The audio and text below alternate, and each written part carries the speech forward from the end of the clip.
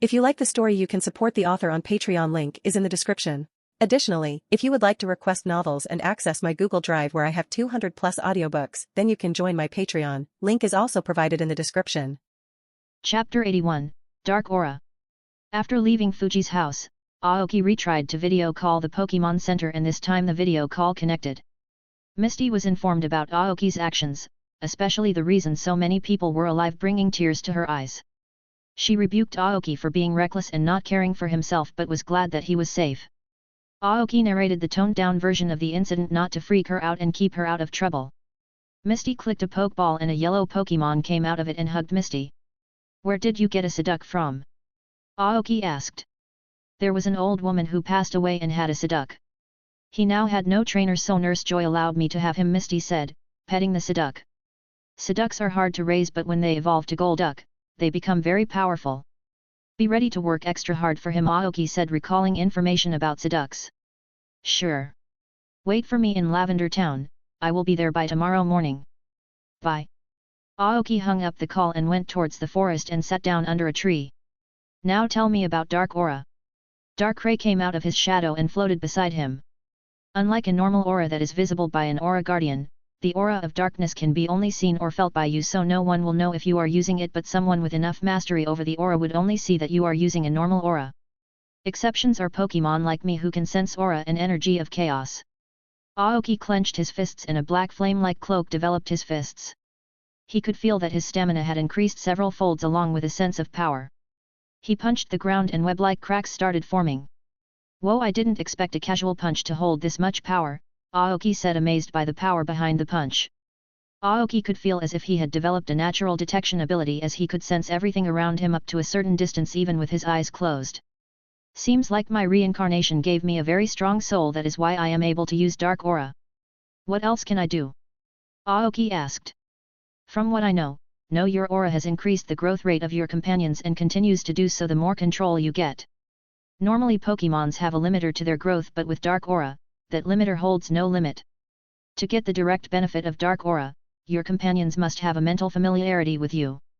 The passive effect works on humans too, increasing their stamina and will a bit. The reason your companions grew so strong in a short span of time is due to this. If you can connect with your Pokémons like when you did back in the fight with Gengar, they will gain a temporary boost in power which can increase depending upon your mastery. In addition to this, it gives them high regeneration power during that period due to which they managed to survive the battle.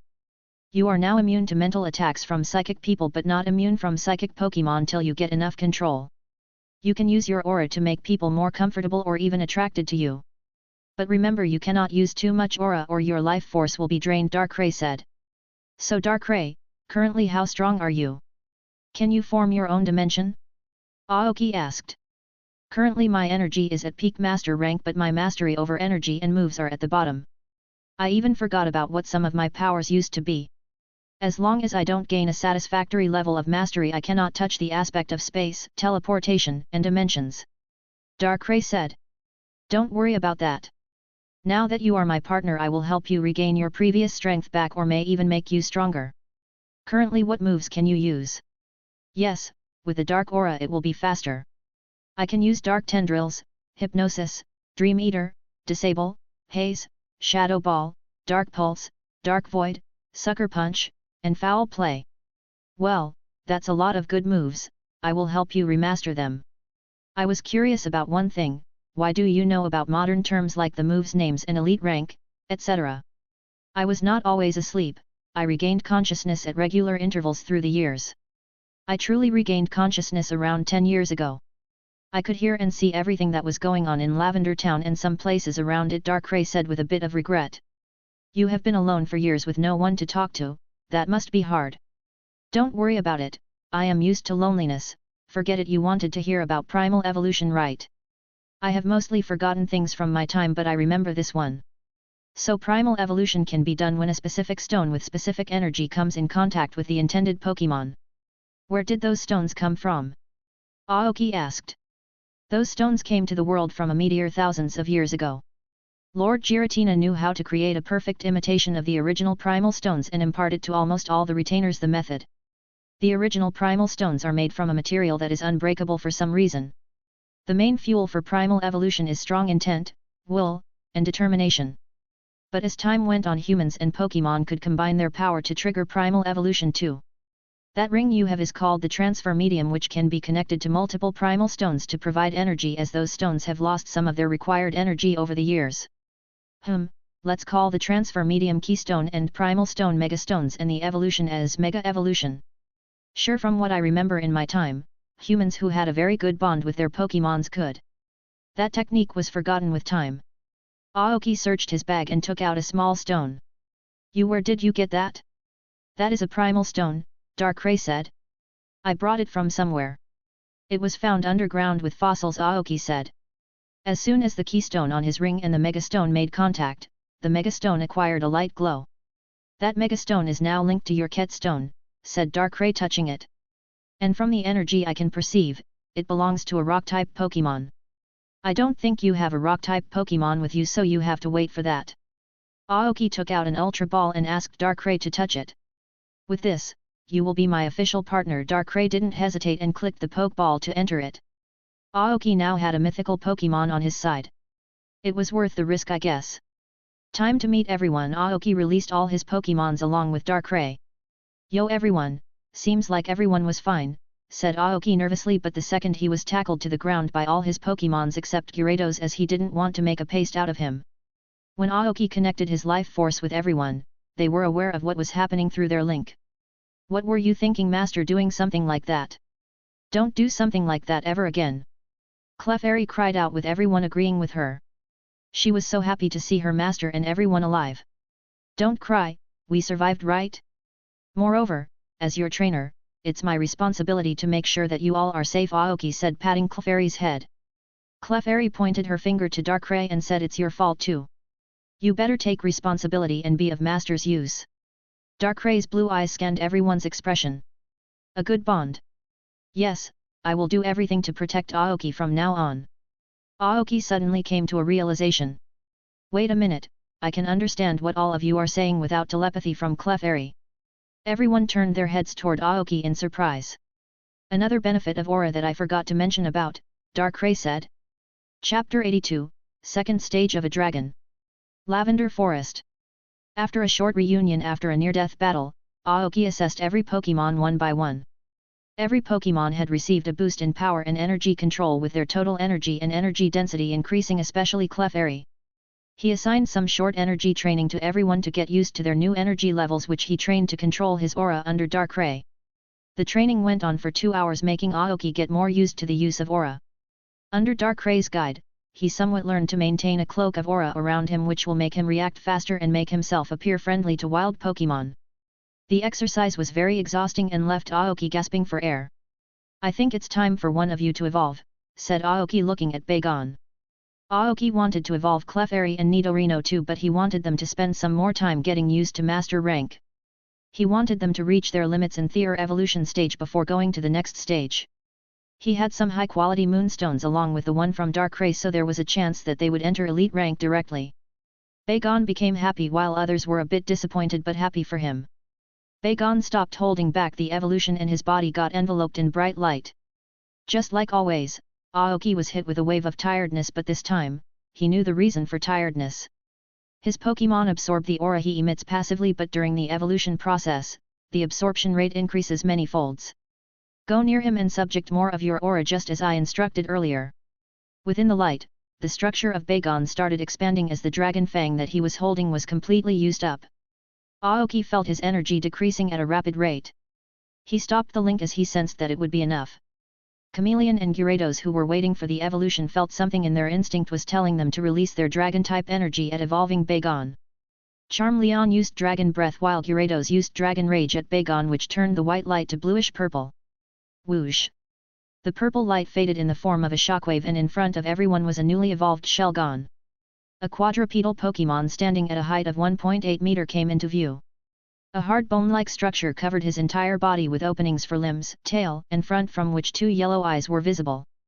His mouth had seemingly disappeared, making everyone wonder how he was going to eat. Boom! The newly evolved Shelgon released his pure dense dragon energy that was at the peak of master rank. Shelgon, Charmeleon, and Gyarados looked at each other and roared, followed by the use of a move at the same time. What is happening? Aoki was confused. Instincts of a dragon. A sort of greeting, answered Darkrai. Charmeleon used Dragon Breath, Gyarados Dragon Rage, and Shelgon used Dragon Pulse. Boom! An explosion rang out as the three Dragon-type moves collided. Clefairy use a barrier. A transparent box enveloped the explosion made from Psychic and Fairy-type energy, preventing further destruction. As the explosion faded, the three Pokémon burst out into laughter as everyone surrounded Shelgon to congratulate him. What happened to the Dragon Fang? Asked Aoki. I completely absorbed it, rang out a voice from the front opening of Shelgon. Aoki once called Shelgon back to his Pokeball and took the reading with his Pokédex. Name, Shelgon. Type, Dragon. Species, Endurance Pokémon. Gender, Male. Ability, Rockhead, Overcoat. Stage, Master.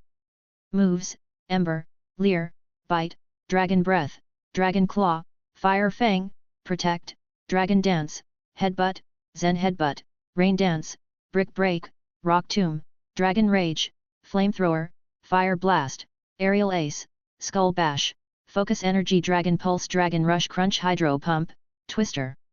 Pokédex entry: inside Shelgon's armor-like shell, cells are in the midst of transformation to create an entirely new body. This Pokémon's shell is extremely heavy, making its movements sluggish. It hardly eats while it awaits evolution. It becomes hardier by enduring hunger. Its shell peels off the instant it begins to evolve. Shelgon seemed to have learned 4 new moves which were all strong, especially Dragon Rush and Hydro Pump. Due to the mastery of Dark-type energy, Shelgon had evolved Bite to Crunch, which had a chance to flinch the opponent. Every time Aoki sees the power of the Pokédex, he gets amazed. This device accurately guesses what Pokémon is in the Pokeball, its energy level, gender, and most of the moves by scanning the Pokémon's brain and matching it with the database.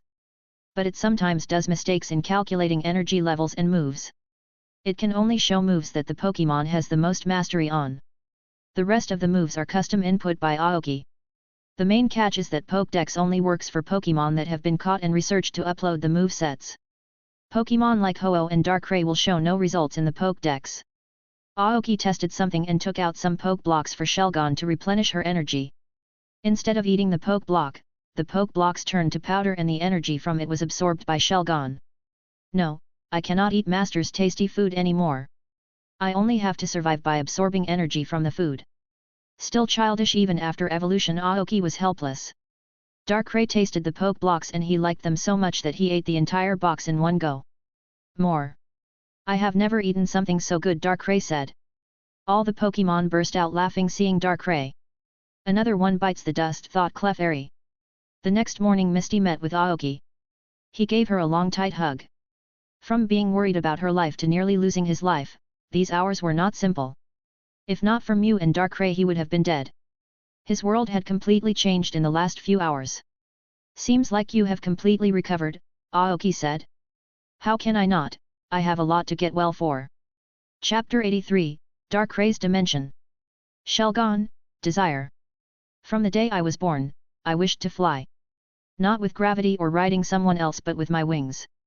I desired wings like anything. After my evolution, that desire to fly became a necessity. I had to fly at any cost. I could feel that my body starts to change every time I desired to fly.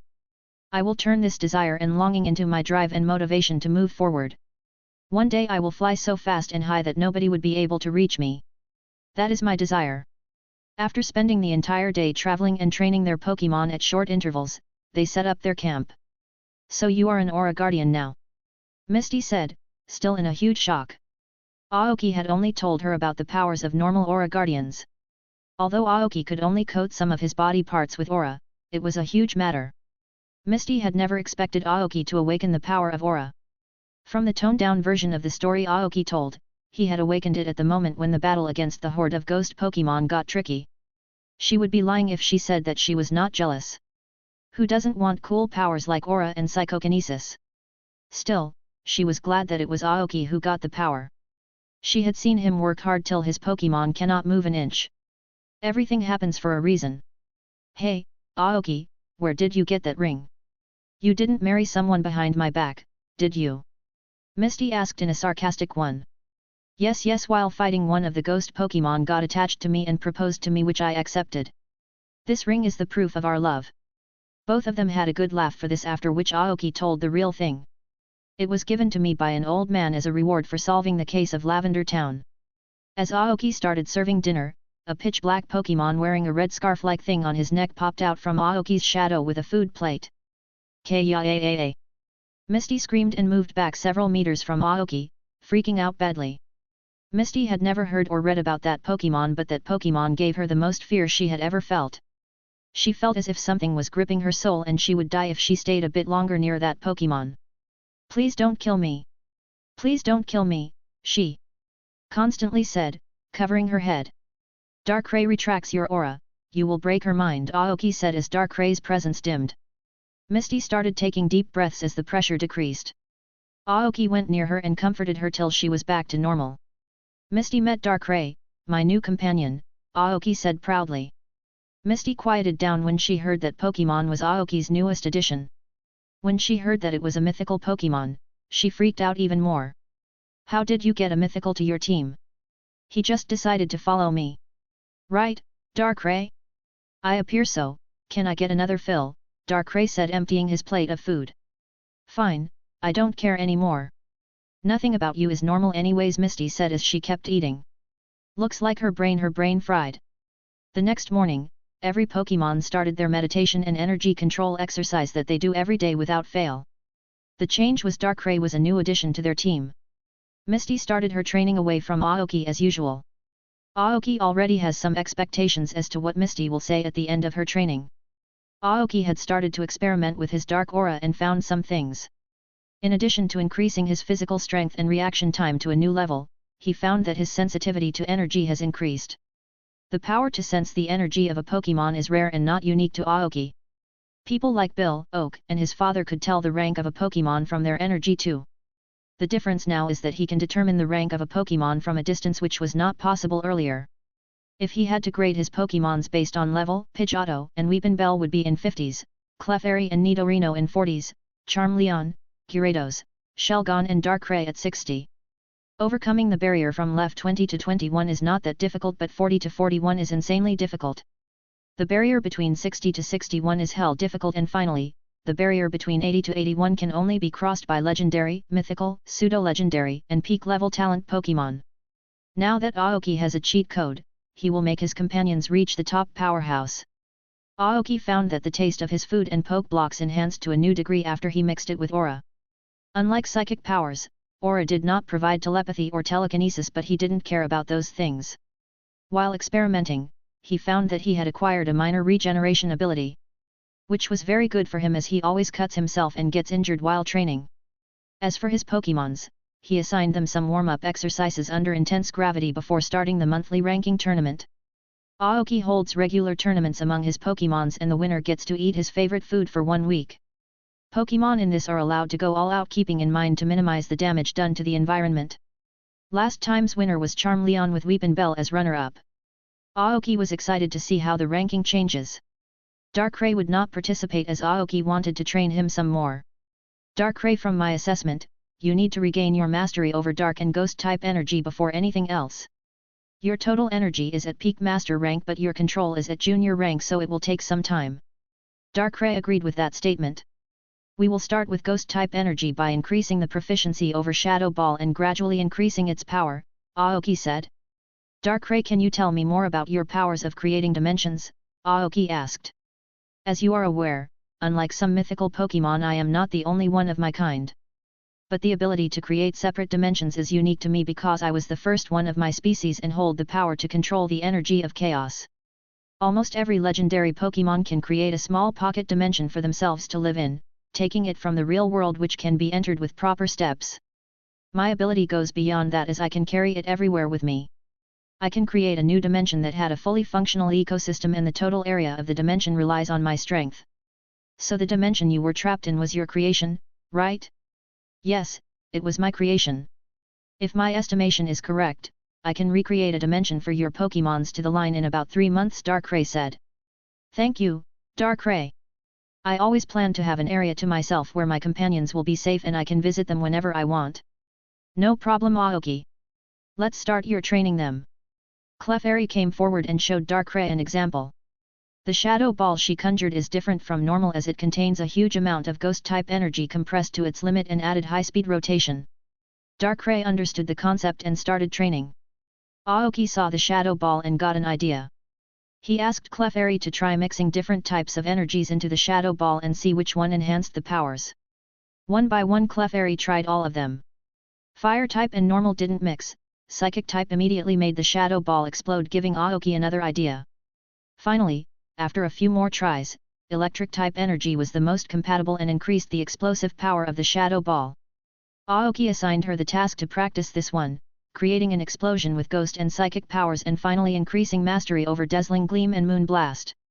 Gyarados was still learning how to control flying type energy and fly in the air. Pidgeotto was trying to increase the power of her steel coating.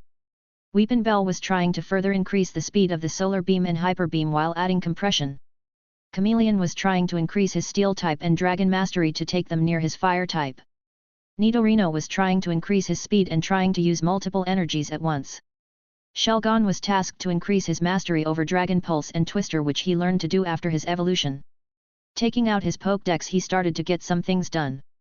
The sales of King's Rock were a success and Aoki gained a lot of money from it. Aoki regularly sends more data on Pokémon that he comes across and his Pokémon from his perspective that earn a lot of praise and money from the Research Association. But Aoki knew that if he wanted to get his Pokémons to champion rank, this much money would not be enough. Even though he has a dark aura, the resources to cultivate a Pokémon that is not legendary or mythical will take an enormous amount of work and money. He had made plans for such a step, which will first require him to win the Pokémon League. Aoki was very satisfied with the current progress of his Pokémon and looked forward to who can reach the champion first. Chapter 84, Who is the Strongest? 1. Route 8. An open field. Ladies and gentlemen, I welcome you all to our monthly ranking tournament where Pokémons compete for the reward of getting their favorite food for 2 weeks, Aoki announced in a dramatic way, making his Pokémon roll their eyes with embarrassment. Does he do it every time? Darkrai asked. You'll get used to it, Charmeleon said. Aoki's dramatic way of announcing amused Darkrai a lot. After suffering from loneliness for so long, he liked spending time with everyone. Everyone treated him like a long-known friend even after knowing his past and all the killing it did. Following him was the right idea. Among all the Pokémon, the most excited was Shelgon, as he could not wait to find out where he stood after her evolution. Aoki wrote every Pokémon's name on a piece of paper and made Darkrai choose any 2 of them randomly. One by one every match was selected, leaving Clefairy that got a free pass to the next round. The matches were Charmeleon vs Nidorino, Gyarados vs Weepinbell, Pidgeotto vs Shelgon. Well then, let's start the match, Aoki announced. A large circle was created and the contestants were forbidden to get past that line. Aoki set a camera a bit far from the battle to record the battle for later use. He took out some popcorn and sat down, taking out a seat to witness the battle. Charmeleon and Nidorino came into the field and stared into each other's eyes. Ready to lose your position? Nidorino provokes by stomping on the ground. A wide grin appeared on the face of Charmeleon. Bring it on, kid. Start. Instantly Charmeleon and Nidorino dashed toward each other with fire and poison coating respectively. Clang. Spark. Charmeleon's metal claw and Nidorino's horn clashed, creating sparks. Charmeleon was pushed back by the physical strength of Nidorino, which surpassed his by a lot. Nidorino kicked the ground hard, creating craters and making Charmeleon lose his balance. Taking this chance, he immediately used a combination of Water Pulse and Thunderbolt at Charmeleon at point range. Charmander's speed of initiating a move was not to be underestimated too. He opened his mouth that instant and fired a purple wave of Dragon Breath, and the incoming attack created an explosion. The smoke from the explosion cleared after a few seconds, but Nidorino was nowhere to be seen. Underground Charmander muttered as looked down. Unfortunately, his mastery was ground-type energy was close to null, so he had no way to tell when Nidorino would come out. After a few seconds of silence, dense ground-type energy burst out from the ground, enveloping Charmeleon. It was Nidorino's earth power. In the few seconds Nidorino was inside the ground, he had used 1 round of focus energy. Charmeleon used Protect to minimize the damage, but he was sent into the air from the recoil. Nidorino jumped out of the hole and started using a very poisonous sludge bomb at the mid-air Charmeleon. Charmeleon knew he could not let that poison touch him, so he countered the sludge bomb with his devastating flamethrower. Boom! The two attacks met and the flamethrower completely evaporated the poison and reached Nidorino. Shhh! The sound of vaporization reached everyone's ears as Nidorino came out unharmed from Charmeleon's flamethrower. Just as the fire was about to reach him, he used a combination of blizzard and water pulse to counter the flames, creating a layer of vapor and lowering the visibility. In that layer of vapor, a red wheel came to view for a few seconds as Charmeleon rotated his body mid-air to form a rotating blade. Boom! Charmeleon and Nidorino's thunderbolt collided, but Nidorino lost the confrontation and took damage from the attack. Nidorino jumped back, gritting his teeth with pain, and used Iron Tail at the incoming Charmeleon, who used a Mega Kick to block the attack. At the same time, Nidorino used a Rock Tomb that Charmeleon could not react against and took damage. Recovering from the damage, Charmeleon used Dragon Claw while Nidorino used Thrash and began indulging in close combat. Charmeleon used Fire Blast, which Nidorino blocked with Protect, and used Disable, making Charmeleon unable to use that move for a while. Charmeleon used Dragon Rage while Nidorino used a powerful Thunderbolt, which was defeated by the Dragon Rage, damaging him. The spikes on Nidorino's back exploded and spread all over the place. This was the move of Toxic Spikes, which had now made every Pokémon stepping in that area get poisoned. Charmeleon destroyed the spikes that came at him with Flamethrower and coated his legs in Dragon-type energy. He knew that it would not take long for him to get poisoned, as the poison of Nidorino was very corrosive. Moreover, Nidorino was continuously releasing poison from his body into the air, making it harder for Charmeleon. Charmeleon had to agree that in terms of close combat skills, Nidorino was slightly better than him, but where Charmeleon truly shined was in long-range attacks. As expected, soon after another short clash, Charmeleon got poisoned, but Charmeleon ignored the damage as he knew he could finish the battle before the poison took him down. They kept clashing with each other and throwing some big moves like Flare Blitz, Earth Power, and Blizzard at regular intervals. Both of them were taking the chance to sharpen each other's shortcomings in this fight. In between the fight, Aoki kept making comments similar to the ones in official tournaments to make it as real as possible. After fighting for a while, they increased their speed and decided to end their battle in the next few moves. Charmeleon rotated his body as the fire on his tail burned brightly. From where he stood, a short tornado of flames emerged, which started growing in size and trapping Nidorino in a vortex. Nidorino used Dig and got underground. Charmeleon got near the hole and used Flare Blitz. Nidorino used Water Pulse against that Flare Blitz, but the fire attack destroyed the water one and hit him. Nidorino came out from another hole and immediately used Hyper Beam at Charmeleon. Charmeleon didn't use Hyper Beam but responded with equally powerful Draconic Flames. Boom! A loud explosion rang out as the two attacks collided. At first, the energies seemed to be equal, but Charmeleon's Draconic Flames suppressed Nidorino's Hyper Beam and hit him in the face. This did large damage to Nidorino and stunned him for a few seconds. Charmander instantly reached near Nidorino and used Flare Blitz at a close range, dealing even more damage. Grabbing Nidorino by the horn, Charmeleon jumped into the air and slammed him into the ground before initiating Seismic Toss, followed by a Mega Kick to the stomach. Boom! Crack! As the dust from the slam cleared, Nidorino was unable to move while Charmeleon was still standing. What an amazing battle, folks! Charmeleon wins the match and moves to the next round. Chapter 85, Who is the Strongest? 2. Good job, both of you.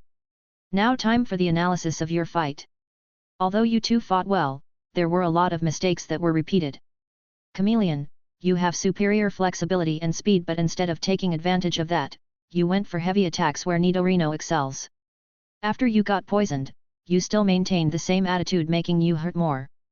Be careful to not move much after you get poisoned and depend more on ranged attacks. You have the power to end the battle quickly with your explosive powers, so always try to finish as fast as possible. You tend to play toy around with your opponent first before getting serious.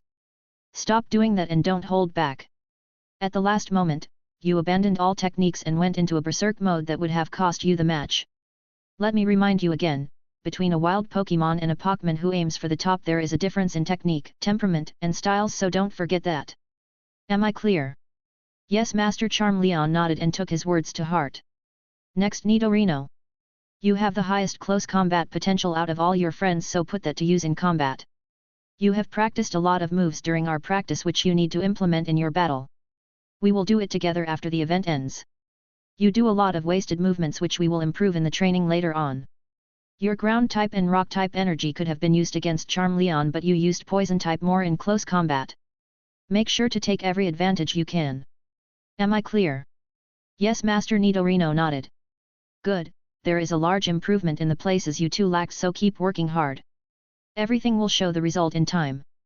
After Clefairy healed both of them and Aoki applied poison heals on Charmeleon, the preparation for the second round started. Weepinbell and Nidorino together repaired the ground and retracted the toxic spikes. Nidorino, although lost, he gained more insight. The same was with Charmeleon. He was surprised to see Nidorino improve so much and push him so hard. This battle was different from the ones they fought against Gengar, as they were having a mock battle and not for each other's lives. Therefore both didn't use their full strength and used more techniques rather than destructive power against each other, as they don't want to hurt each other too badly. At the end of the day, they were companions after all. The second round started with Weepinbell and Gyarados standing opposite to each other. Weepinbell appeared to be very small in front of the giant towering Gyarados, but the power in that small body was not to be underestimated. Gyarados used intimidation on Weepinbell, which had no effect as Weepinbell was used to it.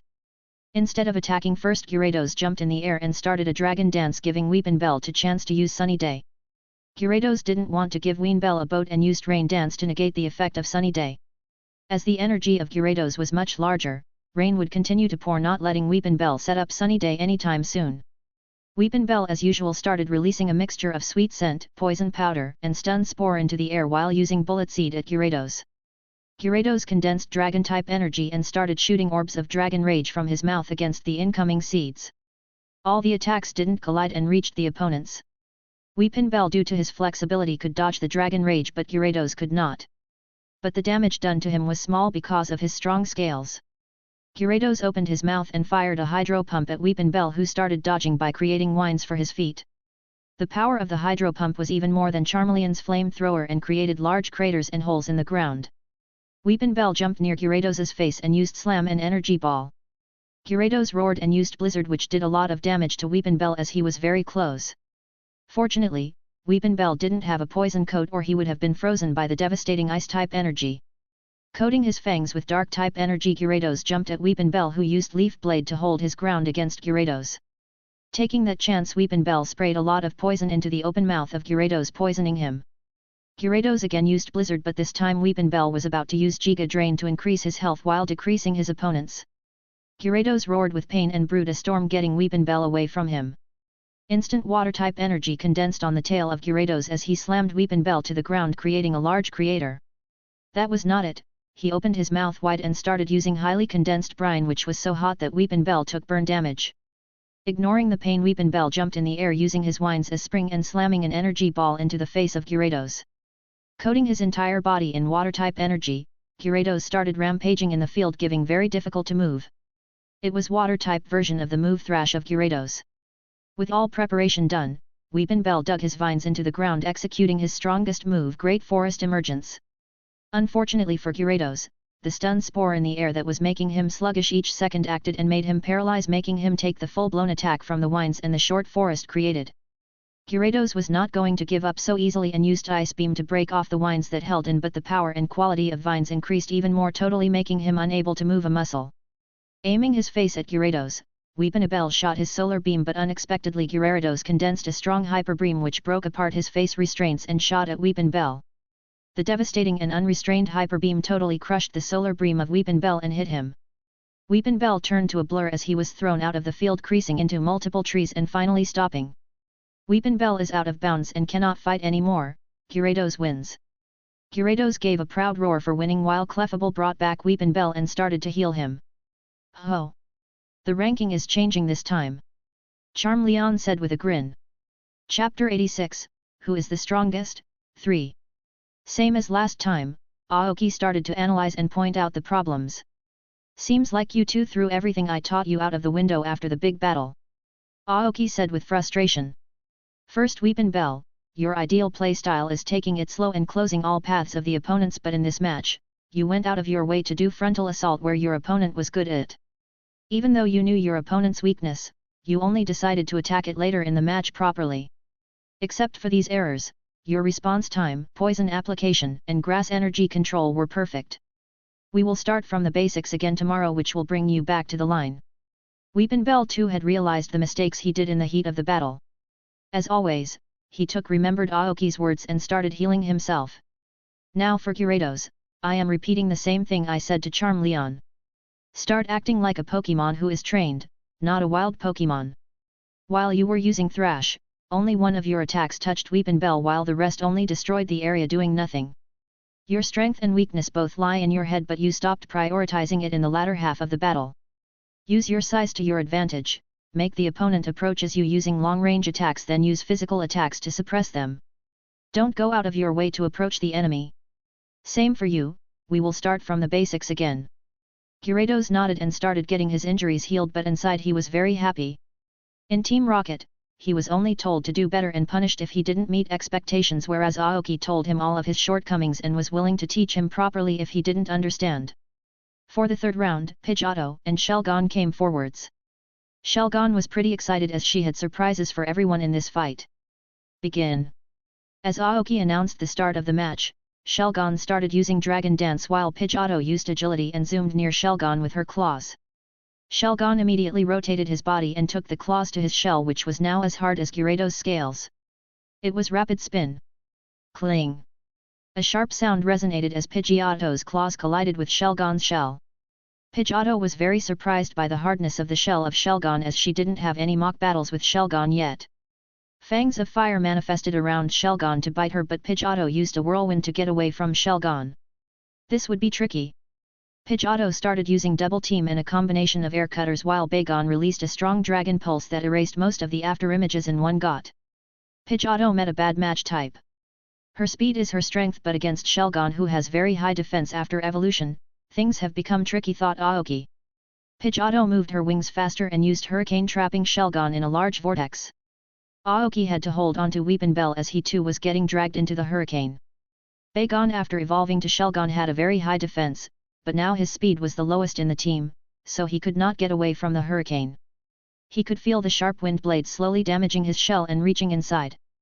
His body temperature increased as Shelgon started using a combination of Fire Blast and Flamethrower at Pidgeotto, which increased the damage as the hurricane mixed with fire and created a tornado of flames. Still, Shelgon achieved his purpose, which was not letting Pidgeotto use Steel Coats and Steel-type moves for a short moment of time as he began storing energy for something. The time Pidgeotto realized what Shelgon wanted, she put down the hurricane with Reverse Hurricane and began using Hyper Voice, making everyone cover their ears. Pidgeotto coated her body in Steel-type energy and began fighting Shelgon in close combat. Under the power and sharpness of Steel Wings and Cross, Shelgon came to a disadvantage, but still fought and got some heavy hits on Pidgeotto with Dragon Rage, Dragon Breath, and Flamethrower. Aoki and everyone were confused about why Shelgon was not using many Dragon-type moves when it was his specialty. Boom! With a Zen Headbutt, Pidgeotto was slammed to the ground, and that is when Shelgon looked at the sky and shot a bright orb with enormous Dragon-type energy fluctuation. Aoki's pupils contracted to see the orb. Don't tell me! Boom! The orb expanded many times in a matter of seconds and burst out, sending energy like shooting stars to the field. The sky had turned white from the light from the meteor shower. Misty, who was training a bit far from there, looked at the sky and was shocked to see a meteor shower. The hell is happening there? She assumed that must be the new experiment Aoki was doing. Well, if Clefairy and Weepinbell are there, he must be safe. Back to the scene. That Draco meteor. When did Shelgon learn it? Don't tell me it was the giant Dragonite that taught him. Boom! The entire battlefield was covered in an energy shower. Pidgeotto used Giga Impact and Hyper Beam to counter the effect of the move, but the power behind Draco Meteor was so significant that even after dodging and increasing her speed, she got under the influence. Boom! The energies started hitting the ground, creating craters and explosions, destroying a large area. This continued for a few seconds, but the destruction of the move surpassed all of the moves Aoki's companions knew. Only Darkrai was not shocked by the power of Draco Meteor. Although most of his memories have faded, he remembered some moves vividly, and the Draco Meteor was one of them. As the dust and smoke cleared, Shelgon appeared on the field with a cheerful aura while Pidgeotto was in a corner fainted. Seeing the shocked face of everyone, Shelgon thought, maybe I overdid a bit. Chapter 87, Who is the Strongest? 4. Clefairy start healing Pidgeotto. Seeing the shocked faces of all his companions and Aoki, Shelgon thought he was going to get scolded, but instead of getting a scolding, Aoki started laughing loudly. That was amazing, Shelgon. I never expected you to use Draco Meteor. The power behind the move was out of my expectation. Aoki laughed and patted Shelgon, making him happy. 5 minutes later, Pidgeotto woke up and got embarrassed for fainting. Seems like you lost terribly, older sister, Charmeleon teased, especially emphasizing the older sister part. He still remembered when they used to fight. Pidgeotto used to say, older sister will teach you, older sister will show you. Just wait, I will teach you a lesson later. Pidgeotto laughed too. How did you do that move, Shelgon? Aoki asked. Remember I once told you that the giant Dragonite once gave me a gift that I didn't know what it was? After my evolution, information about some new moves filled my head, like the Dragon Pulse and this move that I was taught by Dragonite. Unlike the other moves, this one took a large amount of Dragon-type energy and charge time, but I managed to do it on the first try. Shelgon explained with pride. So this is why you used very less Dragon-type moves in the fight. Seems like evolution has brought large changes in your except your weight and ability to eat. Aoki. Master, don't remind me of my pain, said Shelgon, getting another wave of laughter. He gave all his Pokémon an hour of rest while he made some plans for his Pokémon, most importantly Shelgon. Draco Meteor was a devastating move as used and controlled properly, so Aoki was going to make Shelgon focus on it for a while. Now that the first rounds of matches are over, we shall start the second round. Charmeleon and Gyarados came forward for that round. Both of them initiated Dragon Dance at the same time, but Charmeleon finished first and struck Gyarados with a Fire Blast. Gyarados could not dodge in time and took the full effect of Fire Blast to his face. Coating his tail in Water-type energy, he slammed it toward Charmeleon, who jumped in the air and used Flamethrower. Gyarados did not abandon Aqua Tail and used Water Pulse to meet the Flamethrower, creating a lot of vapor. The power of the Flamethrower surpassed Water Pulse and moved towards the head of Gyarados, which he dodged by moving sideways again, slamming his tail towards Charmeleon. Charmeleon crossed his arms with Dragon Claw, blocking Gyarados' tail and using Dragon Rage. Gyarados too used Dragon Rage, making their attack collide and create an explosion. Gyarados moved his face forwards and used Crunch on Charmeleon, who just dodged by a few inches, but still the attack gazed at him before he dodged. Charmeleon, after dodging, used Flare Blitz on Gyarados' face, getting huge damage. Although Gyarados will take less damage from Fire-type moves, the power of Fire-type moves of Charmeleon is so strong that it somewhat negates the resistance. Gyarados roared in pain and started using the Hydro Pump and Aqua Tail combo. Charmeleon increased his speed to maximum and started fighting while coating his arms and legs with Dragon-type energy. In the current situation, he could not let himself hit, as water would do large damage to him. Charmeleon, with his superior flexibility, reached near Gyarados. Gyarados used Blizzard to slow down Charmeleon and used Hyper Beam at him. Charmeleon increased his body heat to the limit and gave Gyarados an uppercut with Flare Blitz, making the Hyper Beam move toward the sky. At that moment, Charmeleon charged his Hyper Beam and hit Gyarados in the face, causing large damage. He used a Mega Kick on the head of Gyarados, jumped into the sky using his strong legs, and finally used an Iron Tail to slam Gyarados to the ground. Boom! Gyarados cried out painfully and opened his eyes to see Charmeleon's claws in front of his eyes, ready to strike any moment. Gyarados is unable to fight, Charmeleon wins. Hearing this, Charmeleon retracted his claws and moved back towards the rest and approached with a face as if saying, "Praise me." Aoki smiled and praised Charmeleon for his efforts and the improvements he made since the last match. He was very satisfied with both of their performance, as Charmeleon went on full attack mode from the start, which suited him the best while exploiting the enemy's weakness, and Gyarados focused on protecting his head while fighting in a close square. Gyarados was disappointed as he could not win and will be able to eat his favorite food for a week. But that filled him with more motivation to work harder. He never wanted to come across a situation like the one with Gengar, where Aoki had to sacrifice himself for them ever again. Darkrai, who was practicing Shadow Ball, sensed the motivation behind the Pokémons. A smile that could not be seen by anyone bloomed on his face. Those were some days. I wish the war never happened. I wish I didn't have to make those choices, my friends. For the next round, Clefairy and Shelgon came forward. Shelgon is losing this one, Aoki was sure. Clefairy had a counter to every move Shelgon had, plus her fairy typing absolutely dominated the dragon typing. This will be the quickest match, most of them thought. As Aoki announced the start of the match, Clefairy used Light Screen and Reflect to lower the damage from normal and special attacks. Shelgon knew Clefairy would do that, so he used Dragon Dance to boost his speed and attack. Everyone knew that Fairy type was super effective against Dark, Fighting, and Dragon type while being weak to Poison and Steel type. Unfortunately, Shelgon didn't have any move of that type. Looking at Clefairy floating, Shelgon used Flamethrower and moved toward her. Clefairy used Protect and Hyper Voice. Shelgon felt as if his eardrums were going to bust, making him stun him for a moment. Clefairy instantly reached near her and used Moon Blast to deal massive damage to him. Shelgon used Dragon Pulse, but a strong repulsive force burst out from Clefairy, repelling the Dragon Pulse. Shelgon experienced pain and used more Dragon Pulse along with Fire Blast at Clefairy. Clefairy could not dodge one of them on time and took damage from the Fire Blast, but it didn't do much as it should because of the light screen. Clefairy joined her hands as a light blue beam of ice shot out of her palms at Shelgon, which was countered with Flamethrower. Since the start of the match, Shelgon was in the same place while Clefairy moved around the entire battlefield. A pink mist swept out of her body and covered the entire field within a few seconds. Any second now, thought Aoki, as misty terrain covered the entire field. That mist reduced the power of Dragon Pokémon to half and protects all Pokémon from any status condition. The only way to get rid of the mist is to use the wind to get rid of it, but that was out of the option for Shelgon. Shelgon wanted to use the move Draco Meteor, but in its current condition, it was impossible. Shelgon did not give up and kept using Flamethrower, Flower Blast, and other Dragon-type moves. Indulging Clefairy in physical battle was useless as she could just fly away. Moreover, Shelgon's speed was now at the bottom of the party. Clefairy's repulsive power was a big hassle too, as if Shelgon did not use full power in every move, it would be repelled. Overall, Clefairy was the most versatile Pokémon in Aoki's team. How come no one ever realized the terrifying potential of Clefairy? I can't imagine the power level Clefairy would attain after evolution to Clefable. It was shocking to see people use Clefairy as mere pets and idols, whereas they can be trained to be a terrifying monster. Clefairy closed her eyes and multiple pink orbs formed around her arms and went towards Shelgon, exploding. That was Dazzling Gleam, which finished the battle. Shelgon is unable to battle, Clefairy wins. Chapter 88, Who is the Strongest? Final. Family Tournament, Final. Evening. Seems like that punk Charmeleon is the finalist again, Weepinbell mumbled to Pidgeotto.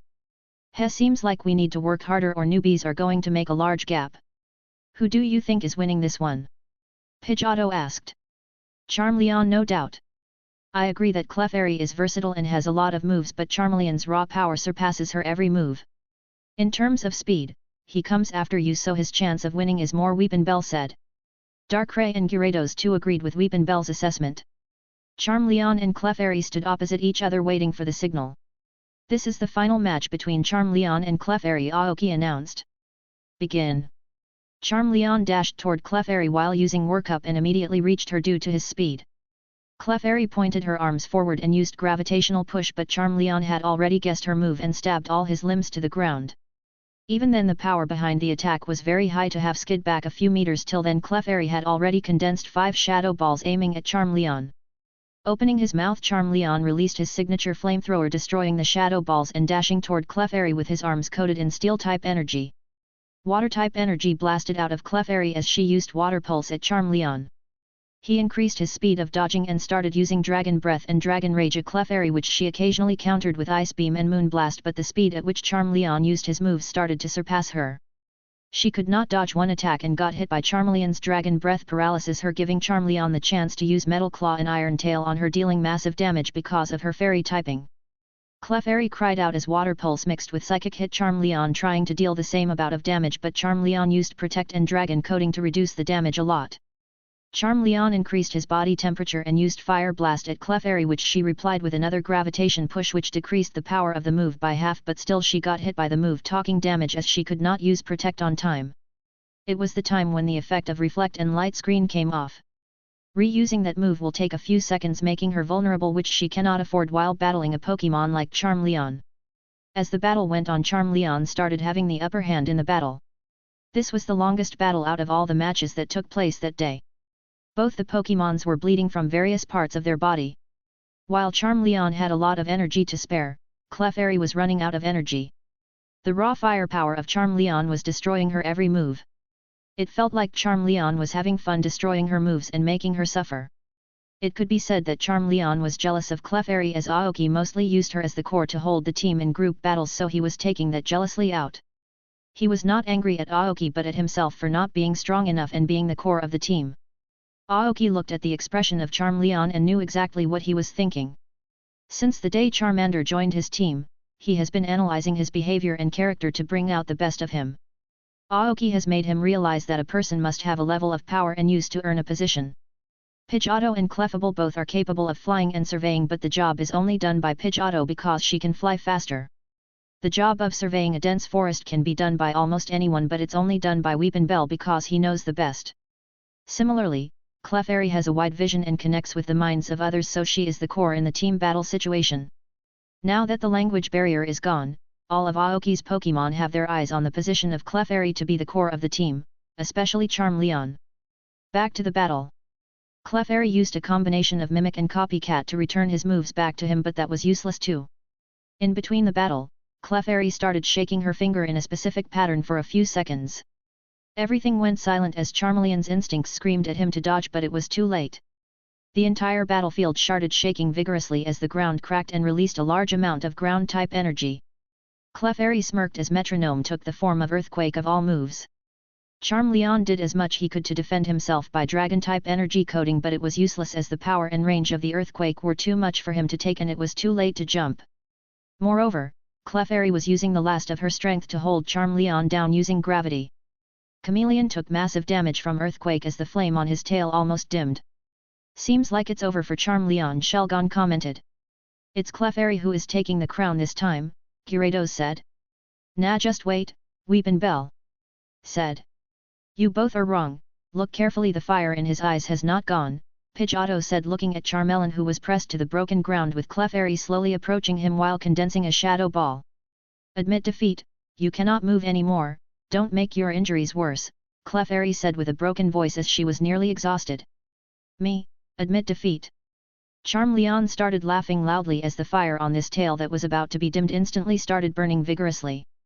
Gyarados and Shelgon instinctively moved their eyes toward Charmeleon as they felt something big was about to happen. How many surprises am I going to get in a day, hey? First Draco Meteor and now this. Aoki thought with a smile.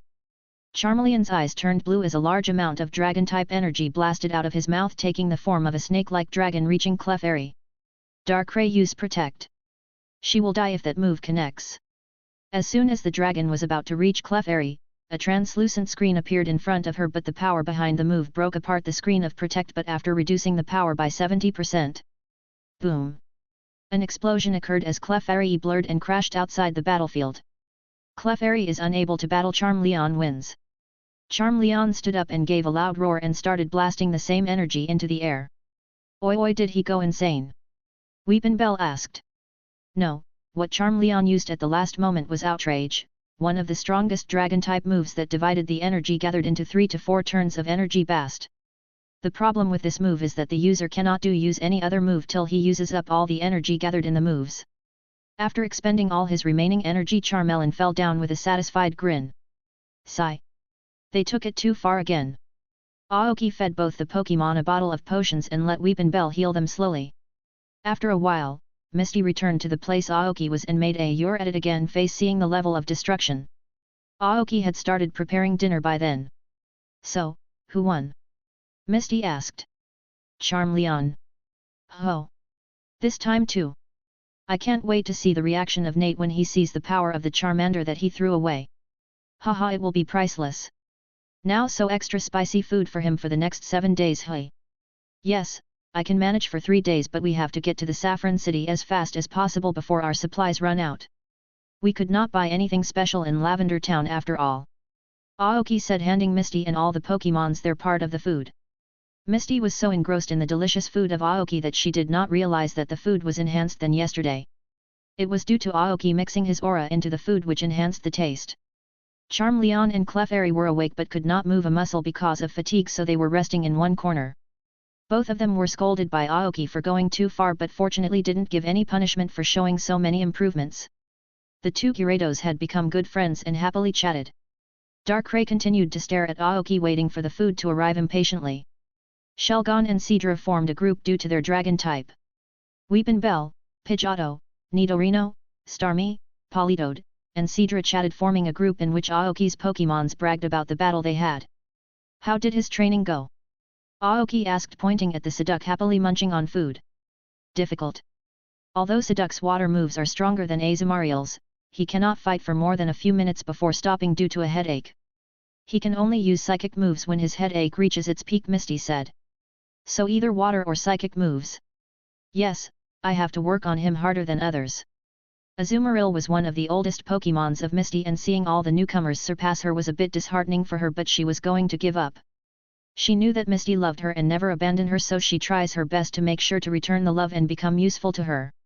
You know the reason and the solution, right? Aoki said. Yes, I know what to do. His headache is due to the abundant psychic type energy which he cannot control properly. Psyduck may appear to be very troublesome to train, but when he evolves into Golduck it would be worth it. Misty clenched his fists. Did you find out about how his trainer treated him? Yes, Slowpoke told me. His last trainer brought him a few days ago from a Pokémon shop owned by the League, so their bond was not so strong. He was attracted to me and my team because of water and psychic type Pokémon. Misty said. It will be easier for him to accept you then, Aoki said. Yes. Same as always, Aoki gave all his Pokémons a massage and did a meditation session before going to sleep. The next morning they restarted their journey toward Saffron City. While they moved, Aoki gave his Pokémons various commands. Clefairy would climb on Pidgeotto applying maximum gravity, and Pidgeotto has to fly at her max speed. Shelgon needs to increase his speed, so he has to keep running while following Aoki. The same command was given to Weepinbell. The time when they made a camp, Aoki made Charmeleon and Darkrai have mock battles while Aoki's Gyarados tried to fly like Misty's. After 3 more days of continuous traveling and crossing several small towns, they finally reached the largest city in the Kanto region. The Saffron City. Chapter 89, Saffron City. Author note. The last chapter created some confusion, so let me clarify them. Type immunity is not absolute in this fanfiction. If the power of the move or certain energy reaches a certain level, they can ignore the immunity. For example, Charmeleon's dragon-type attacks could hurt Clefairy's body because the power of the move had reached a certain level. If Clefairy used fairy-type coating on time, the damage would have been less, or if she attacked with a fairy-type move, a lot of the dragon-type energy could have been completely negated. A similar case happened in the Nidorino vs Lucario fight, where Lucario, in spite of having steel typing, got poisoned as Nidorino's poison reached a level that ignored Lucario's resistance. The night sky was dark, but the lights in the Saffron City shined brightly, illuminating the surrounding. The change in the quality of the air could be instantly felt after entering the city. In spite of the city being very developed, the city was cleaner than expected. So this is Saffron City. Misty looked at the magnificent city from a low hill. There were tall buildings as far as eyes could see, illuminated by bright light. Nice, right? I came here a lot during my childhood, Aoki said. Saffron City was the hometown of Aoki's grandparents from his mother's side. He used to visit them a lot, but they passed away when he was 11 due to an accident, after which he stopped coming to the city. Aoki's father has a branch of his restaurant in Saffron City, so his parents occasionally come and stay in that house, as it is now empty. Misty was happy that they didn't have to pay for the hotel, as good hotels in Saffron City were very costly. Let's get going then. As they walked through the busy streets of Saffron City, Misty looked all around with amazement, as she only saw Saffron City in pictures. Just like other cities based on the theme of a gym, this city had a purple and blue theme all over. On the top of a tall building, a live telecast of a concert was being played, making people look up. There were a lot of cars and two-wheelers on the streets, but the traffic was controlled very well. He could see all sorts of people walking with different Pokémon. Be careful, Misty, there are a lot of pickpocketers here, warned Aoki as he felt a gaze towards his belt. This land gave me a feeling of nostalgia, said Darkrai from Aoki's shadow. Do you remember something, Darkrai? Although the landscape has changed, I still remember some of the childhood days I had spent on this land. Along with happy memories, these lands also hold some depressing memories. This was the place where I had my first battle, resulting in thousands of deaths. Aoki looked at the children playing with smiles on their faces. Your companions, must be hard for you without them. It is hard, sometimes I feel a soul-crushing pain and regret what I did to them, for my selfishness, for choosing a different path. Because of your choices, people are smiling today. Although you can't change the past, you can certainly try to live the present the best so that you don't have any regrets in the future. You have to keep on living, for yourself and others whose density you took into your own hands. We are now a family, as we need to look after one another. Share everything with me that makes you happy, that makes you angry, that makes you sad. Only by opening up to others, you can ease your pain. The more you keep it to yourself, the more you suffer. Since history is about to repeat itself, I will need allies like you on my side. Darkrai listened to what Aoki said but didn't give a reply. After walking in the busy streets for a while, they finally reached the Pokémon Center. As always, it was packed with trainers and people. After standing in a line, they gave their Pokémons for a round of checkups and healing. The nurse handed them their Pokeballs and asked if they needed room to stay. Aoki politely refused and left the Pokémon Center. Aoki called for a taxi to take them to their restaurant from where Aoki could find the keys to his house. It was around 10 p.m. so they took a taxi instead of walking as it was quite far. The restaurant was in a good location so there was no shortage of customers. Misty was surprised to see a 4-story tall restaurant made of glass. Julia's Kitchen was the name of the restaurant. The piece of land was originally owned by Aoki's grandfather and was passed on to his parents after their marriage. "Let's have dinner here, Misty." Aoki and Misty entered the restaurant and were greeted by a middle-aged staff. The staff's eyes lit up seeing Aoki as he bowed down to him. "Long time no see, young master Aoki." "Haha, long time no see, Uncle Sabas," Aoki greeted back. "Misty, meet Sebastian, he has been working with my father for almost 16 years. He is also the caretaker of our house here." Aoki introduced Misty to him, making him surprised to see Aoki now had a girlfriend. Sebastian has known Aoki since birth and how rejected a lot of women who proposed to him. He looked at Misty and thought, she is beautiful as expected of the young master. He will only go for the best. Although the restaurant was packed with customers, Aoki and Misty were given a VIP seat to dine in. The waiters also knew Aoki and greeted him. After a satisfying dinner, Aoki reached their stay around 11:30 p.m. The house was in the part of the city called Old Saffron where the development was less as compared to the main city. The house was of 2 stories with around 10 bedrooms for them to stay in. There was even a lawn and a swimming pool for them to use. Misty looked around and found a lot of framed pictures of Aoki's grandparents, Aoki's mother, and childhood pictures of Aoki. This house held a lot of memories for Aoki. From doing fun experiments with his grandfather to having cooking battles with his grandmother. His grandparents loved him a lot and always bought him a lot of gifts whenever he used to visit them. Aoki connected a video call with their mother to tell her about their stay. She was happy that Aoki had successfully reached Saffron City. They talked for a while, then his mother asked for Misty. His mother knew about his natural ability to attract women, so he asked Misty to make sure Aoki doesn't come in contact with any toxic woman who just wants to leech him off. After having the talk, they slept soundly in a soft bed that they missed since Flannery City. Chapter 90, The Black Market. The next day early in the morning, Aoki set out for a specific job. After walking in the streets of Saffron City, he reached a medium-sized building that sold clothes.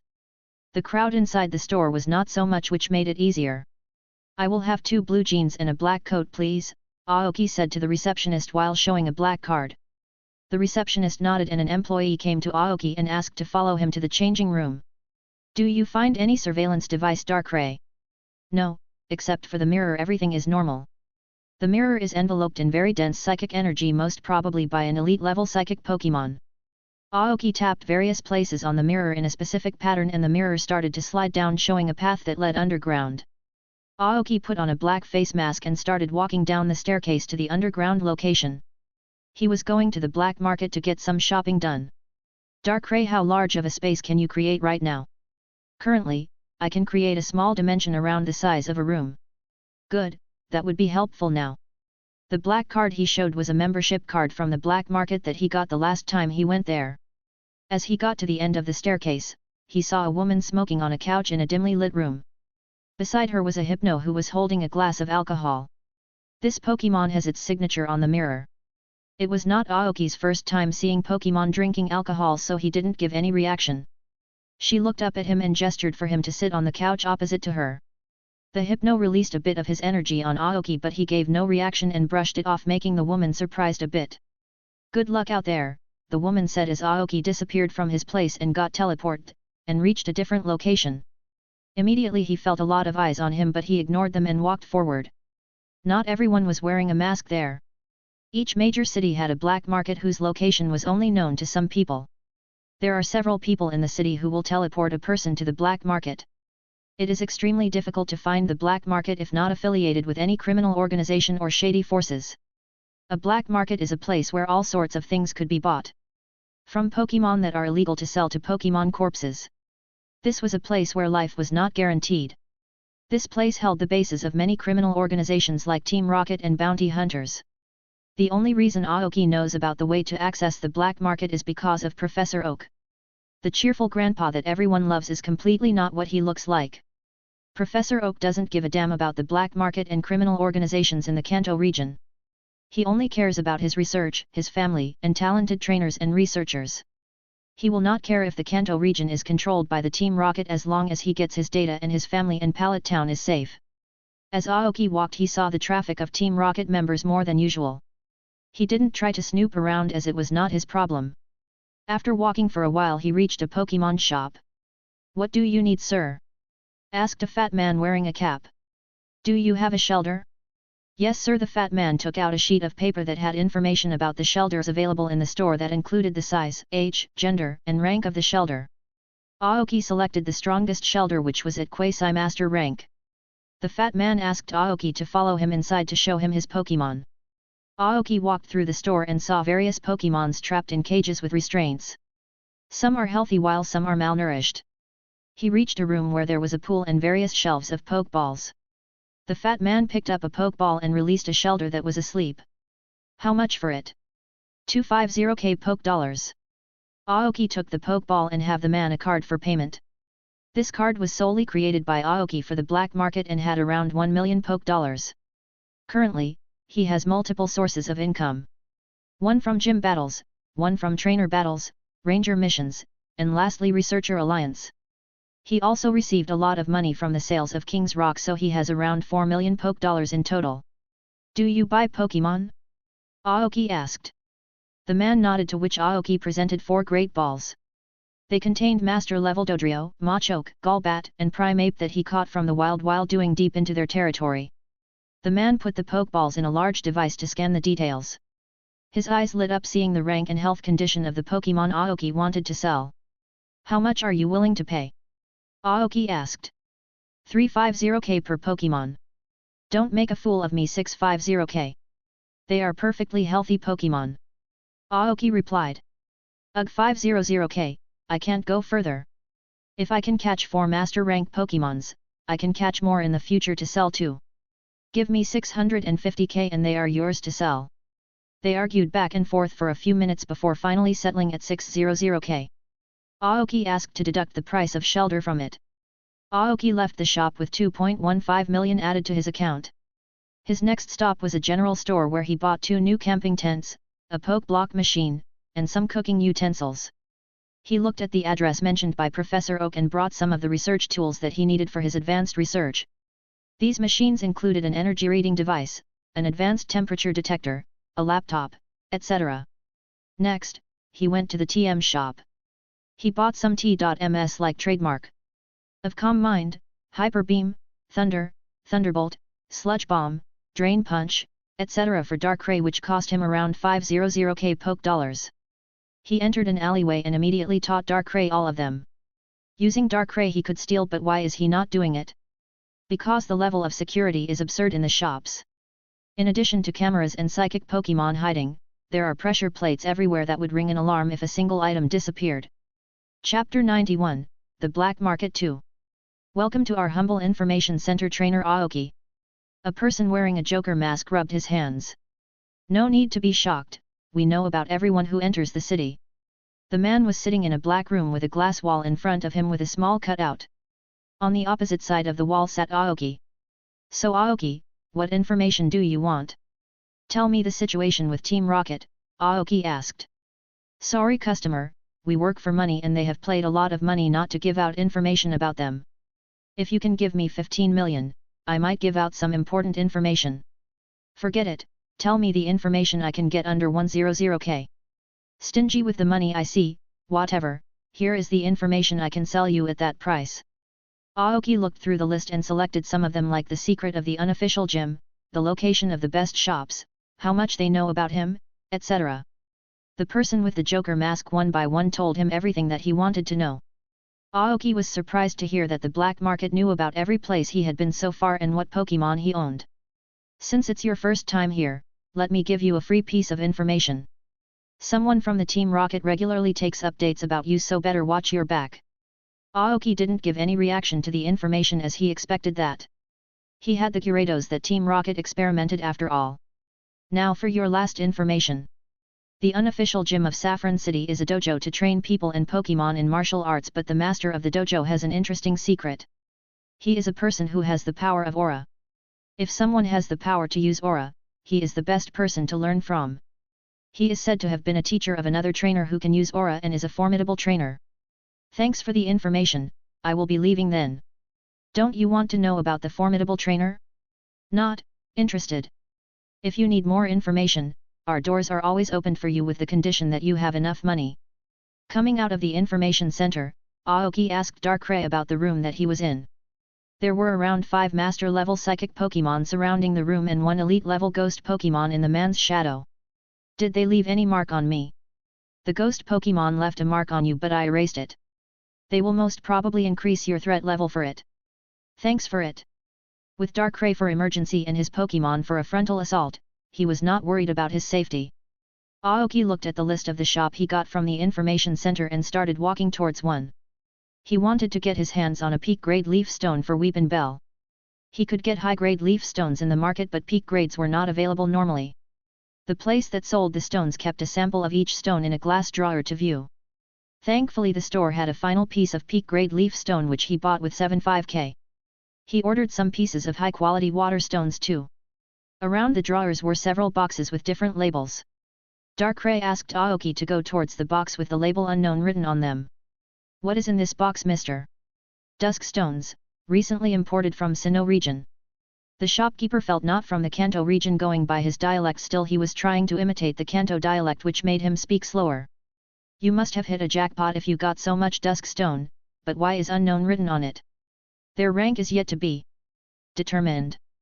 Some of them are made into stones while some of them are not made into stones yet. Are they for sale? 800k per box, no bargain, the shopkeeper said. Hope it's worth it, Darkrai. Out of all the evolutionary stones, dusk stones and shiny stones are the hardest to get because of their rarity.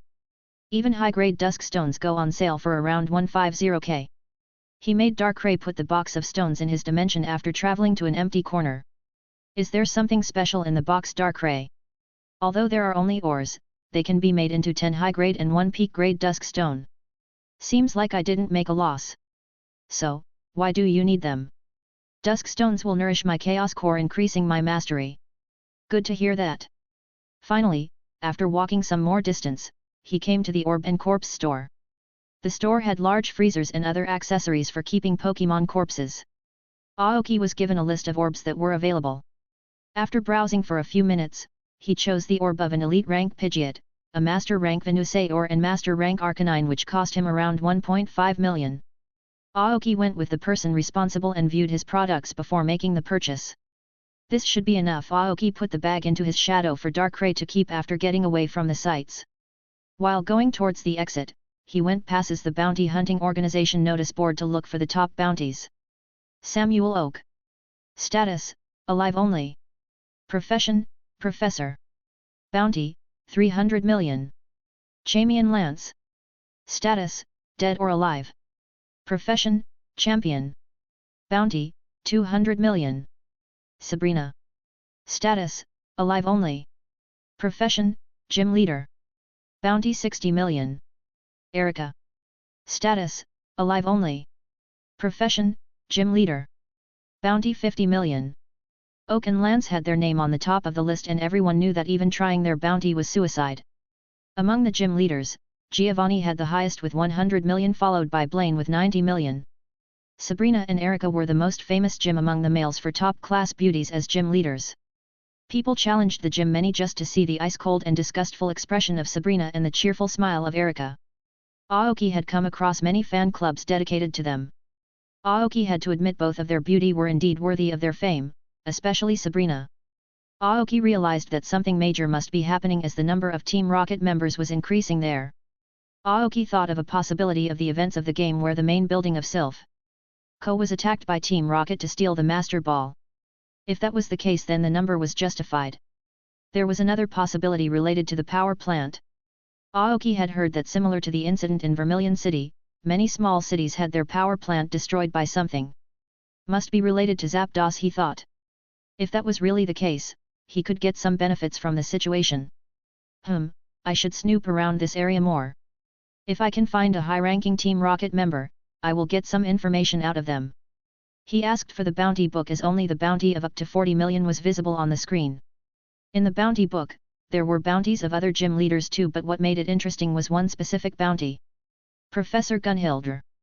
Status, alive only. Bounty 20 million. There was no picture of him, unlike other bounties. 20 million? Ha! I thought it would be more. At least it's more than Brock and Misty's sisters.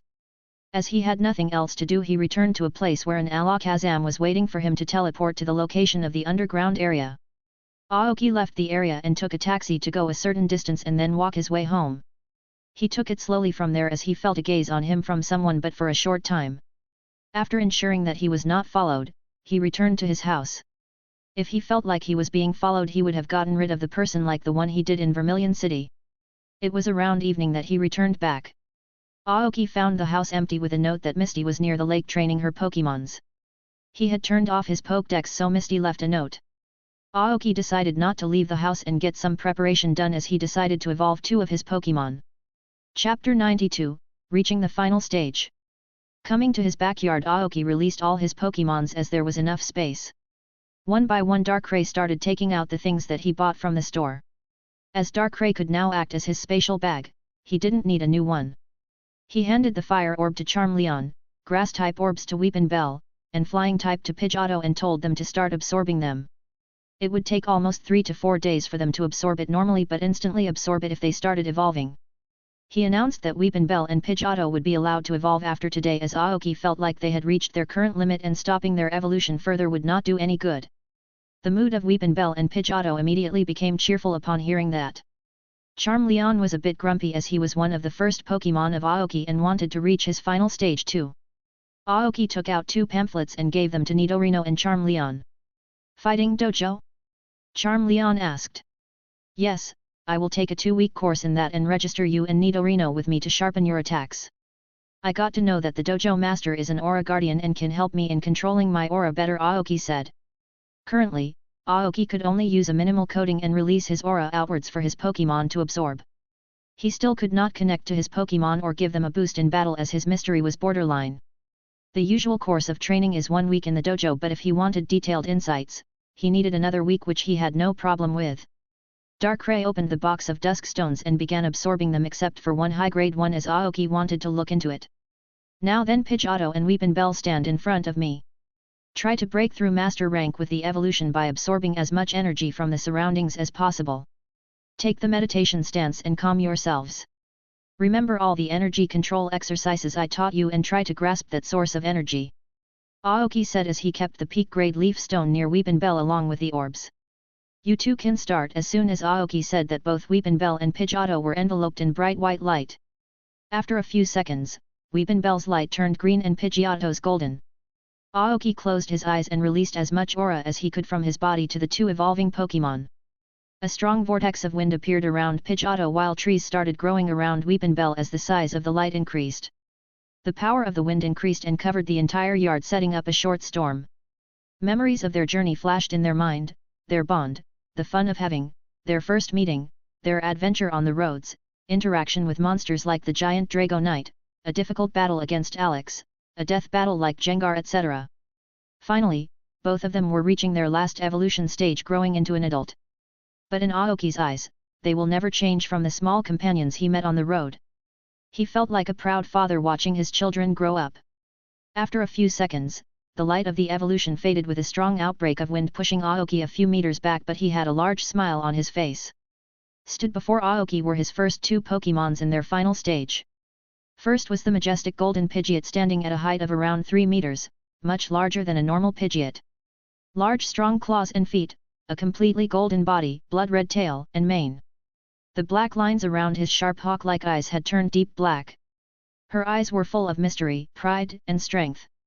She looked nothing less than a queen. Next was Victreebel, who stood at a height of 2.7 meters. A large deep yellow body with brown patches, large deep green sharp leafy hands. His eyes were now sharp with a bit of arrogance, and large teeth all over his mouth.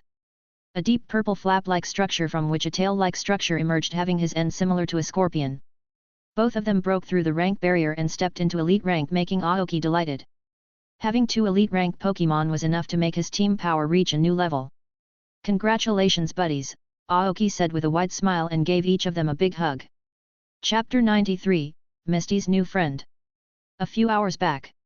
While Aoki was buying things from the black market, Misty went to the lake training ground to train her Pokémon. Before that, she made sure to explore every inch of the house they were living in as it had a high sentimental value for Aoki. Of course, she explored after taking his permission. She even found a secret basement where a lot of broken test tubes and machines were kept. It was the place where Aoki's interest in research started, as his grandfather did that as a hobby. She really wanted to meet Aoki's grandparents, but unfortunately, they passed away long ago. She had never met her grandparents as his father and mother were orphans since childhood, while her other mother's parents had passed away before she was born. After exploring, she went out to do her work.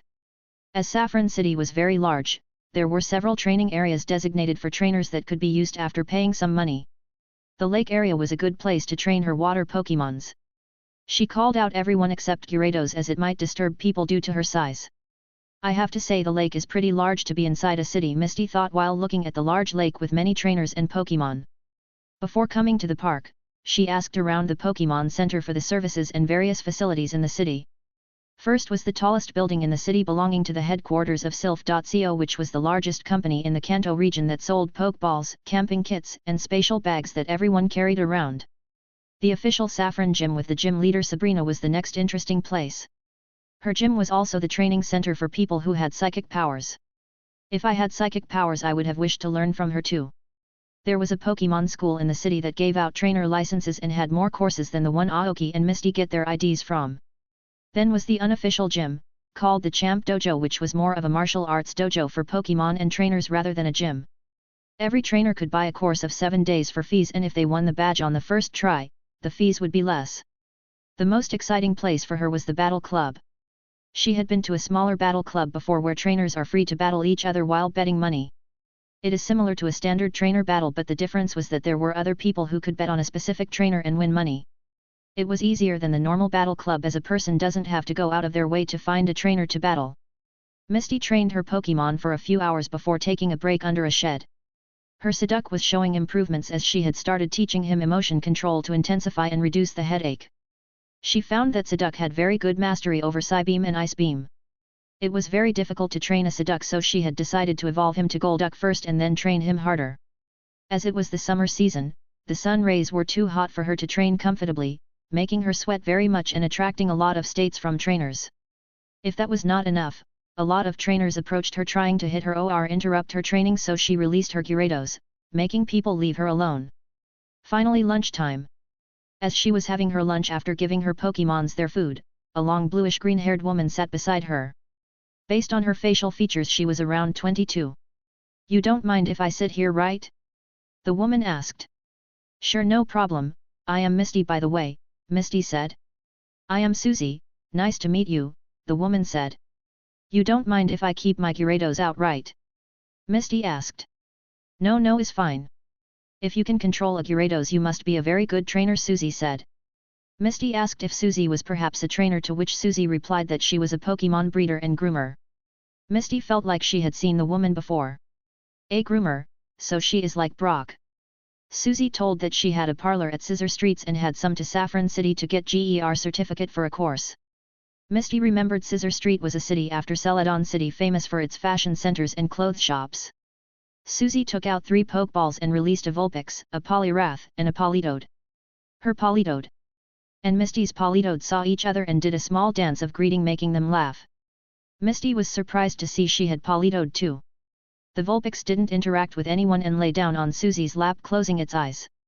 "Hey, Susie, if you don't mind, can you tell me where you got your Politoed from?" "Sure, I don't mind. You know my profession, right? So I searched for Pokémons to help me with those. While I was traveling, I found a community of Poliwags by a river and Poliwhirls. I wanted a Poliwrath to help me with messages and cooking, so I offered them a lot of food in exchange for 2 of them coming with me. It was a coincidence that I saw the news about the new evolutions of Slowpoke and Poliwhirl, so I decided to get one. So I decided to get 1 Politoed and 1 Poliwhirl. I immediately ransacked the market and finally found a king's rock after paying a lot of money and returned to the Poliwag community to get the evolution done. Susie said. Susie looked at her Pokémon and found that they were very healthy. Susie asked if Misty was a groomer too, seeing the condition of her Pokémon, to which she replied that her boyfriend taught her those techniques and made food that her Pokémons were eating. She was surprised to hear such things about a trainer. Hearing the name Aoki, she was a bit surprised. Misty made Susie eat some of the food, making her eyes widen at the taste. She had eaten such food before. Did you meet him before, Susie? Misty asked. No, a month ago I was in Flannery City and saw a gym battle between him and the gym leader. I was amazed by the power of his Pokémon. Susie said. I was in that stadium too to cheer for him, Misty said. Misty found Susie a very amusing girl and talked some more about Pokémon, grooming, massage techniques, and dreams. Misty learned that Susie was a second-class groomer and had won many trophies in breeding and grooming contests.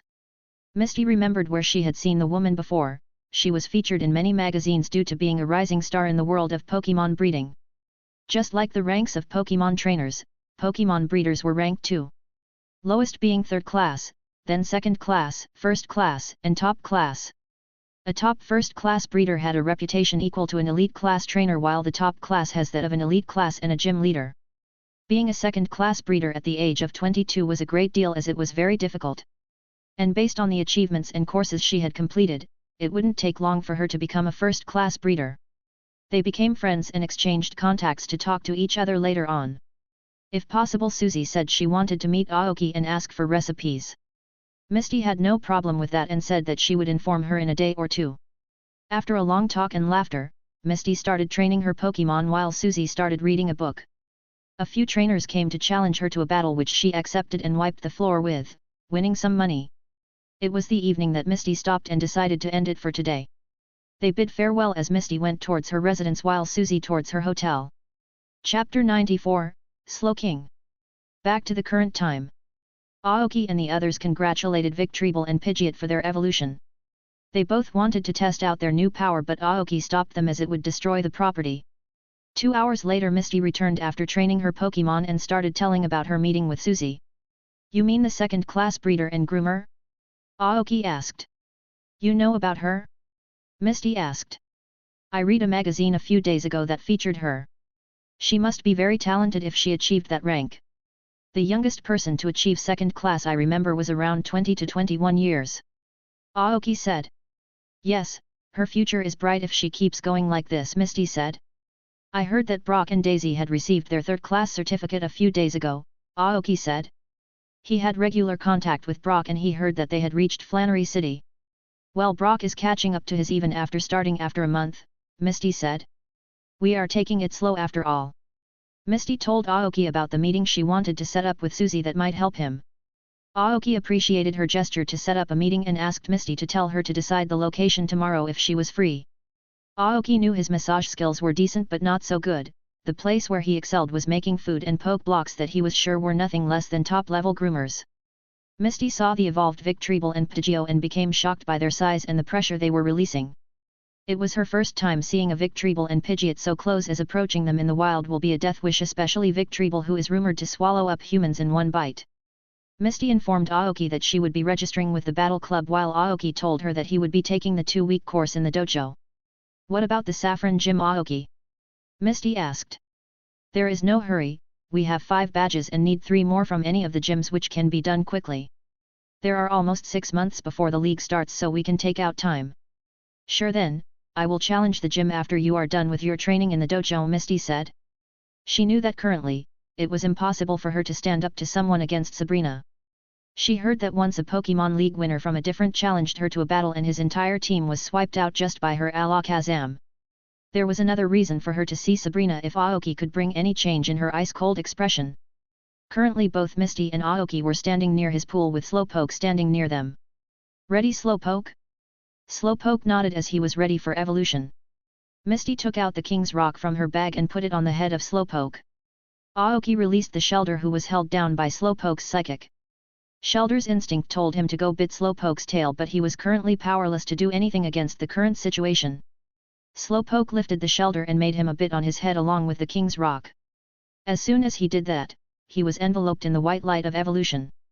Misty placed the water stones that Aoki brought near the light, which were immediately absorbed into the light. As the light faded, a 2-meter-tall Slowking was revealed standing in front of everyone. He had a large crown-like structure on his head with a red gem and stood on 2 legs. There was now a scarf-like structure on his neck with a red-white pattern. It feels good talking normally than using telepathy. Thank you for making me reach this stage, Master. Slowking spoke. Misty became very happy after hearing Slowking speak, and even happier when Aoki told her that he was now in Master rank. Now Misty had 4 Master rank Pokémon. Misty's Pokémons except Gyarados congratulated Slowking and Polite did a dance. Aoki looked at the Politoed and found that it was at the peak of the intermediate stage and needed push to go to Master rank. Aoki took out his Pokédex and added 2 new data to the page of Slowking. That was the abilities Oblivious and Own Tempo. I will publish this research paper with a video after doing some research with Slowking. Chapter 95, Admission to the Dojo and a Deal. The next morning while having breakfast, Misty's mobile had a notification that Susie was free for the day and had booked a place for their meeting. The time was evening, so there was a lot of time to get some stuff done. Misty decided to get some training done with her newly evolved Slowking, while Aoki decided to get himself registered for the dojo. If the news of the dojo master being an aura user was true, he could learn a lot.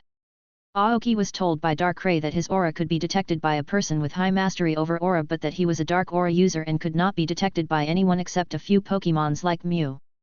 To avoid problems, he must learn a way to hide his aura when not around his Pokémon. At the entrance of the dojo were 2 large statues of Macamp holding the name Champ Dojo. As Aoki entered the dojo, he saw a woman sitting at the reception with eyes filled with fighting spirit. This was one of the most bizarre things Aoki had ever seen, as every person at the reception appears to be sleep-deprived or tired of life. Excuse me? Yes. The woman replied energetically. Are you here to register or challenge the gym? Asked the woman, putting up a wide smile. Yes, I have come to register and have a gym match if possible, Aoki said. Sorry to say, but all the slots for the gym match are booked today. Can we schedule it for tomorrow morning? Sure, no problem. I would like to take a martial arts course too. Aoki asked about the registration process in the dojo, to which the lady handed him a pamphlet briefing him on all the courses available. The first was a 7-day course with multiple facilities with the amount paid. A person could get even his own dorm and nutritious food by paying a certain fee during the time. The dojo master was going to teach for 3 days of the 7 days, and if the person wanted to get some special training from the dojo master, additional payment was required. The maximum number of Pokémon that could be registered was 3. The cost of this course was 50k. Then there was the 14-day course with the same features with a total cost of 80k. If a trainer can win the gym battle on the first try, the price would be reduced to 40% of the original price. Aoki selected the second course and dojo master section and registered Charmeleon and Nidorino for the course. The dojo takes the full payment beforehand and will return back money after the gym battle. Thank you for registering. The woman said energetically. The lady informed him that he must be present from 8 a.m. to 12 noon every day for the next 14 days to take the course. A person came and took his measurement and told him that his uniform would be available by tomorrow morning. With this done, Aoki decided to get some other things done. After walking for a while and enjoying the city, Aoki reached the place of meeting Susie set up. Misty had texted him that she was already there. Aoki knocked on the door and a long-haired girl opened the door. She must be Susie. Please come in. Thanks for having me. The room that he entered was fairly big with all the important furniture in place. Aoki saw Misty sitting on the sofa reading a book. So Miss Susie, I heard that you wanted to ask for my recipes, Aoki said. Aoki didn't waste time and directly went to the main topic. Yes, you must have heard about my profession. There are a lot of things required to be a good groomer and I lack the most in the cooking part. I was wondering if you could share some of your teaching and techniques with me. Susie said, keeping her composure.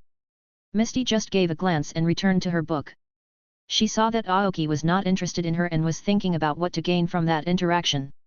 Susie said that she could pay Aoki for his help, but Aoki refused. For your current achievement in your profession, you must be an expert in massage. Teach me those skills in exchange for my cooking skills. There was a pause after what Aoki said. My massage skills are my personal inventions. I cannot exchange as that. I cannot give away the skill that defines my career. Susie hesitated. My cooking is my personal invention too, Miss Susie, this is what makes me special too. I am talking about the equivalent exchange here, a skill for a skill, Aoki said with a smile. And if you think that I will give away your massage skills to someone else, you can be assured that it will not be happening. I am not an idiot. Moreover, I will never take the profession of groomer or breeder, so you can have another assurance that I will not be your competitor. Like hell, I am giving away my original recipes. I will just give her the enhanced version of the ones available in the restaurants with entirely different tastes. Same for the Pokémon food too. Aoki was also sure that she would not be giving out her true massage techniques, as only an idiot or naive person would do that. Aoki clicked an Ultra Ball on his belt and called out Charmeleon and Nidorino. Suzy was shocked to see those two Pokémon up close. He was taller than any Charmeleon she had ever seen. He was brimming with muscles and healthy skin and scales, overall a Pokémon in perfect condition. Same for Nidorino too, his spikes and color were abnormal but not in a bad sense. It is said that the deeper the color and shine of the spikes of a Nidorino, the healthier the Pokémon is. She had never seen a more perfect Nidorino than that in front of her. First, she scoffed internally after hearing that Aoki will not compete with her, but after seeing his Pokémon, she was relieved. You must understand my level by seeing them, right? I will be staying in Saffron City for more than a month. Take your time to think. Please give me a moment. Suzy closed her eyes and thought of all the advantages and disadvantages of the exchange, and finally decided to give in and learn cooking from him in exchange for her massage techniques. Chapter 96, Fighting Type Gym. After having a short discussion with Suzy, it was decided that Aoki and Suzy will meet up at this place for the practice sessions every evening. She would be staying in Saffron City for a week and hoped to learn as much as she could during that time. Aoki was going to have a very heavy week. Training in the dojo for a few hours, then after that training his own Pokémon while writing down new data for research. Fortunately, he had the power of aura, which gave him a lot of stamina, or else he would be in trouble. Aoki sniffed around some more information on the fighting gym and found that the dojo master used his strongest Pokémons against the first-timers and lower the difficulty after the first match. Only a few people were able to reduce their fees and win against the gym leader. The gym leader has 6 Pokémons but only uses 5 Pokémons, which were Machamp, Hitmonchan, Hitmonlee, Hitmonstop, and Primeape. Seems like it that he either has elite-level Pokémon or uses aura to strengthen his Pokémons. That evening Aoki went out of the city to check how strong his newly evolved Pokémons had become, and as expected Pidgeot and Victreebel thrashed every single member of his team except Darkrai. Pidgeot's speed had increased to such a degree that Charmeleon couldn't even get a few proper hits before getting defeated, making him frustrated and growing thirst for power. Aoki purposely didn't let Charmeleon evolve as he wanted his thirst for power to reach its limit. Aoki was not satisfied with having only elite-level Pokémon, he needed a champion and beyond that. Unlike Pidgeot and Victreebel, who had reached their limit of growth at their previous stage, Charmeleon had still had a lot of growth, so he would not let him evolve till he was satisfied. There was a huge difference in the power of a species in the same rank. For example, a Shadow Ball from elite rank Darkrai would overpower any Shadow Ball thrown at him even at champion rank power due to his power of a species. It's the same concept, so after the Pokémon in Aoki's party reach their final stage, Victreebel and Pidgeot are going to be left behind at the last unless they get a new power-up. Aoki was going to make sure that they reach at least champion rank and will not stop training them unless they reach that stage. With Aoki's current power, it was enough to complete all the gyms and get a very good rank in the Pokémon League, but he would not be satisfied with anything except the first rank. His goal is to have at least 3 to 4 elite rank Pokémons before he challenges the Pokémon League and a full team of elite Pokémon before the Elite Four. The next morning Aoki left his house and reached the dojo. He showed his ID for the gym battle and was told the gym leader was waiting for him at the battle stadium. As he was now registered with the dojo, he needed to wear the uniform, which was a white kimono type thing with a white belt, i.e. standard karate attire. Aoki got to know more about the place a bit before he went to the required place. The ground floor had 3 sections, namely the battle stadium, the reception, and the cafeteria. Then came the first underground floor where all the training took place. The second underground floor was where Pokémon and people for relieving muscle strain and bathing rooms were present. The last and their underground floor was where the dorms were present. All the floors were well lit and temperature regulated. Aoki finally reached the stadium after looking around. The stadium had a rock-type battlefield with walls made of metal. The size of the battlefield was equal to the other gyms that he had battles in. At the opposite end of the stadium was a muscular man with short trimmed hair, red, wearing the same uniform as him but with a black belt. He was sitting in a meditating posture and opened his red eyes as Aoki approached the stadium. As soon as they both made eye contact, Aoki could feel that man's aura explode and cover his body as if it was covered in white flames. Dangerous. If Aoki's presence made Pokémon friendly to him, that man's aura was threatening and heavy as if telling him to stay away from him. Muhahaha! The dojo master stood up and started laughing. The dojo master was very tall but not as tall as the Monter Lieutenant Surge was. It's been a while since I last saw someone use aura. You must have recently acquired this power. What is your name, boy? The man asked Aoki as if he was looking at a prey. I am Aoki. How did you know that I could use aura? I am pretty sure I did not release my aura? Aoki asked. He knew that that man would be able to tell at one glance that he was an aura guardian, as he always leaked some dark aura even after learning to suppress it to some degree. Still, he wanted to hear from the expert's mouth. Darkrai could only tell him some things about aura, but he had no idea about how to control that power. Aoki wanted to learn that man as much as he could in those 2 weeks. I am Kong Gyun, the dojo master and the fighting type gym leader. Kong Gyun said loudly with a wide smile. As for how I could tell that you are an guardian, because of 2 things. First, the aura leaking out of your body is not constant and controlled. Second, it's just a raw aura with no feeling or intent. By the sheer amount of raw aura you are leaking, you will naturally learn to instill your intent into it, but since you cannot do that, you must have recently acquired this power.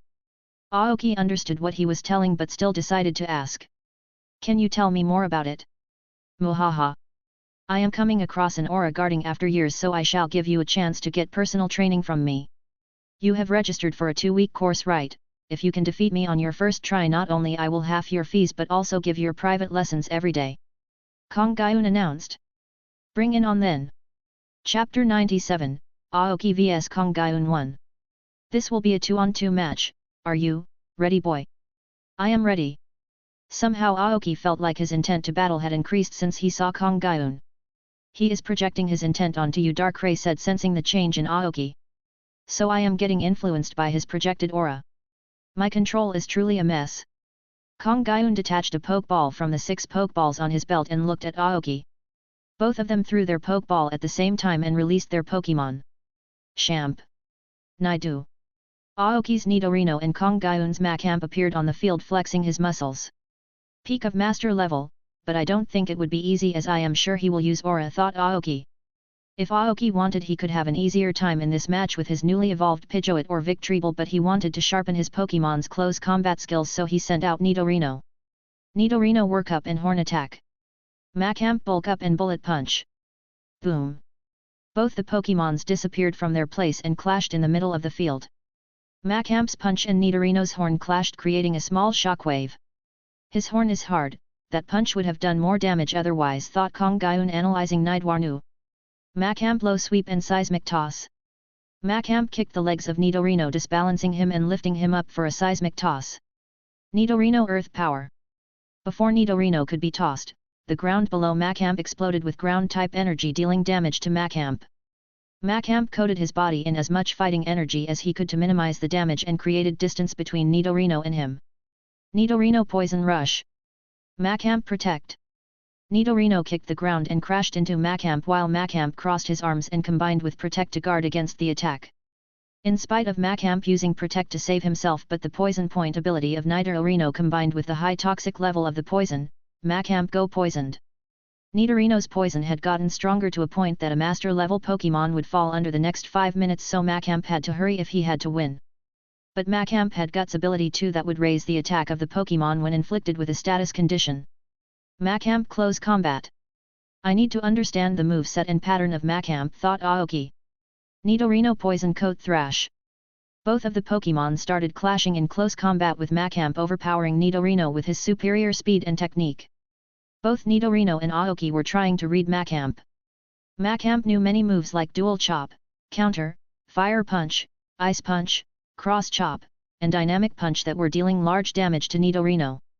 Nidorino was continuously learning with his total focus and using various moves to lessen the damage like Ice Beam, Poison Sphere, Earth Power, and especially Counter that also did massive damage to Machamp. Aoki was confused as to why Kong Gyun was not using aura, but then he realized that as he was trying to understand the attack and command pattern of Kong Gyun, his attack pattern and commanding pattern was being analyzed too. So this match was merely a trial to read each other. The main battle would be against his next Pokémon. With another kick, Nidorino was sent crashing into one corner of the field while the arms of Macamp started glowing. Nidorino double team. Immediately multiple after images of Nidorino formed in the field and attacked Macamp with a thunderbolt. Macamp focus blast. Macamp disappeared from his place and within a second all the after images of Nidorino were destroyed. Macamp picked up Nidorino and used seismic toss to slam him to the ground with full force and jumped on him with mega kick, almost ending the match, but Nidorino somehow moved away from the trajectory of the attack. That didn't stop Macamp as he immediately used his next move to finish Nidorino.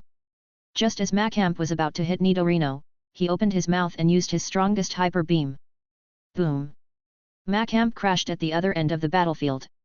His hands had turned black from the power of hyper beam. What technique and accuracy! Aoki was amazed by Macamp's ability to block the hyper beam without fainting. His posture made and technique negated a lot of the power of the hyper beam that would knock out any master level Pokémon. But Macamp's time was over as the poison had done a lot of damage. He staggered and fell to the floor and fainted. This match made Aoki realize how terrifying of an enemy Kong Gaiun was. Alex gave him a hard time, but the pressure that Kong Gaiun put on him was on a different level. There were a lot of moments Aoki felt like Macamp was about to deal with massive Edamame taking advantage of the hole in Nidorino's defense, but Kong Gaiun changed the command, giving Nidorino time to react. Throughout the match, the gym leader was smiling as if he knew what Aoki was going to do. Aoki was sure that if Kong Gaiun went all out, his Nidorino would have lost, and that was too much faster. This is what an experienced trainer looks like.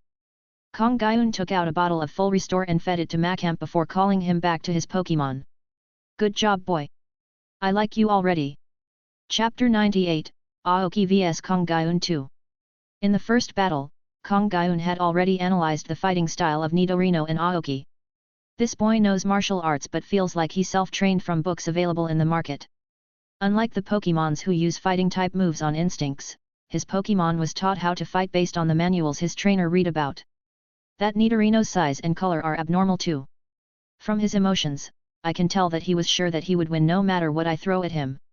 He has a bit of arrogance which is to be expected with those skills. He also has the utmost trust and confidence in his Pokémon's strength. Muha, I like his confidence. In my 40 years of life, there are only a few people who had that confidence. He is able to keep calm and command standing without movement. He has the first thing needed for learning martial arts and aura. But I have to say I never expected to see another aura guardian after so many years. Let's see if he is better than my student. Muaha. Great job with the last match, boy. This would be the last round that would decide if you are worthy to learn from me or not. Kong Gaiun said, detaching the Pokémon on his belt. Good job, Nidorino, you will have your reward after we go back. Aoki called back Nidorino and held another Pokeball. Both of them looked at each other and released their Pokémon at the same time again. Char. Blazz. A 2-meter-tall Charmeleon and Blaziken appeared on the field. The opponent's Pokémon was the final stage of Fire Starter Torchic of Hone region with Fighting type as the second type. He had a Blaze ability like Charmeleon too, but also had a Speed Boost ability that would have been troublesome for Chameleon. The Blaziken's body was full of muscles like Charmeleon, which was easily noticeable in spite of his red fur. The temperature of the room immediately increased as both fire Pokémon stared at each other. Charmeleon started at Blaziken as if he found a rival. As expected, an elite-level Pokémon. I can't wait to see how much stronger aura was going to make the Blaziken. Blaziken, let's do it! Kong Gaiun shouted and took a position while spreading his legs and putting one of his fists forwards. Blaziken took the same position and both of their energy exploded. Aoki could see that both Kong Gaiun and Blaziken were now covered in a white aura. Blaziken's energy immediately spiked, reaching peak elite rank. Somehow, seeing this, both Charmeleon and Aoki got pumped up more than usual as a burning passion to win against them rose within him. Let's show them the result of our training, Chameleon. Hit him with Dragon Claw. Show him the power of your legs, Blaziken. Use Blaze Kick. Both the Pokémons dashed towards each other at their top speed, with Blaziken being a lot faster. Boom! Charmeleon was thrown back from the confrontation due to the power and speed behind Blaziken's kick. Power of aura is miraculous. Aoki grew more excited. Blaziken kicked the ground and jumped toward the falling Charmeleon. Charmeleon released flamethrower from his mouth, repositioning himself mid-air, but Blaziken was already above him with his first coated with fire. The speed that Blaziken was showing was nearly equal to his newly evolved Pidgeot, made things difficult for Charmeleon. Blaziken's body was coated with dense fighting-type energy and the aura was making that energy go even wild. Blaziken Fire Punch. Charmeleon use Fire Punch too. Boom.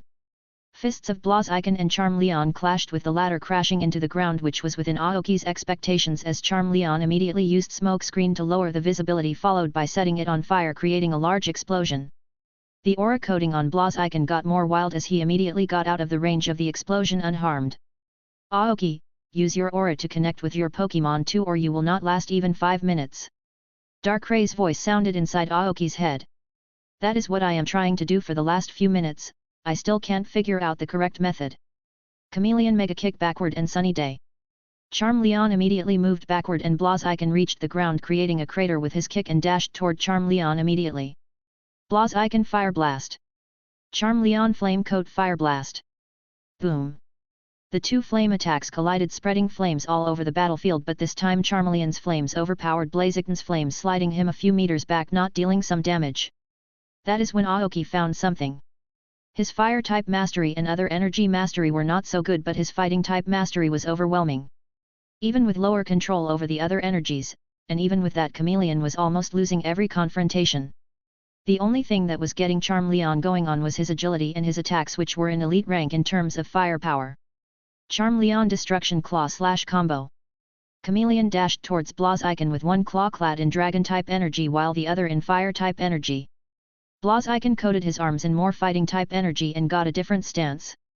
Blaziken double team and close combat. Multiple copies of Blaziken formed all over the field and attacked Charmeleon from all directions. Charmeleon was using a combination of Metal Claw, Dragon Claw, Flame Claw, and Slash to fight against all the Blaziken as the fire on his tail was increasing more and more. Within a few seconds, Blaziken overpowered Charmeleon and got solid hits, making Charmeleon almost lose consciousness. Blaziken was too fast for him to do anything. Each time Charmeleon got used to Blaziken's attack pattern, he would change to the next pattern the next second. Aoki too had understood many things about the opponent Blaziken. The intense battle had lasted for 5 minutes with Blaziken a lot better than Charmeleon, who appeared to be in a pinch. If things go as they are going, Charmeleon was going to lose the next second. I have to take a gamble. Charmeleon. For now, forget everything manners I have taught you. Close your eyes and take a deep breath. Trust me and move if I tell you to punch. You punch, if I tell you to jump, the only thing you need is your instincts, you just have to trust me, depend on me and I will depend on you. We can do this, we will win this. In Kong Gaiun's eyes, a cloak of white flame appeared around Aoki and Charmeleon. So he cracked the code, this boy is the real deal.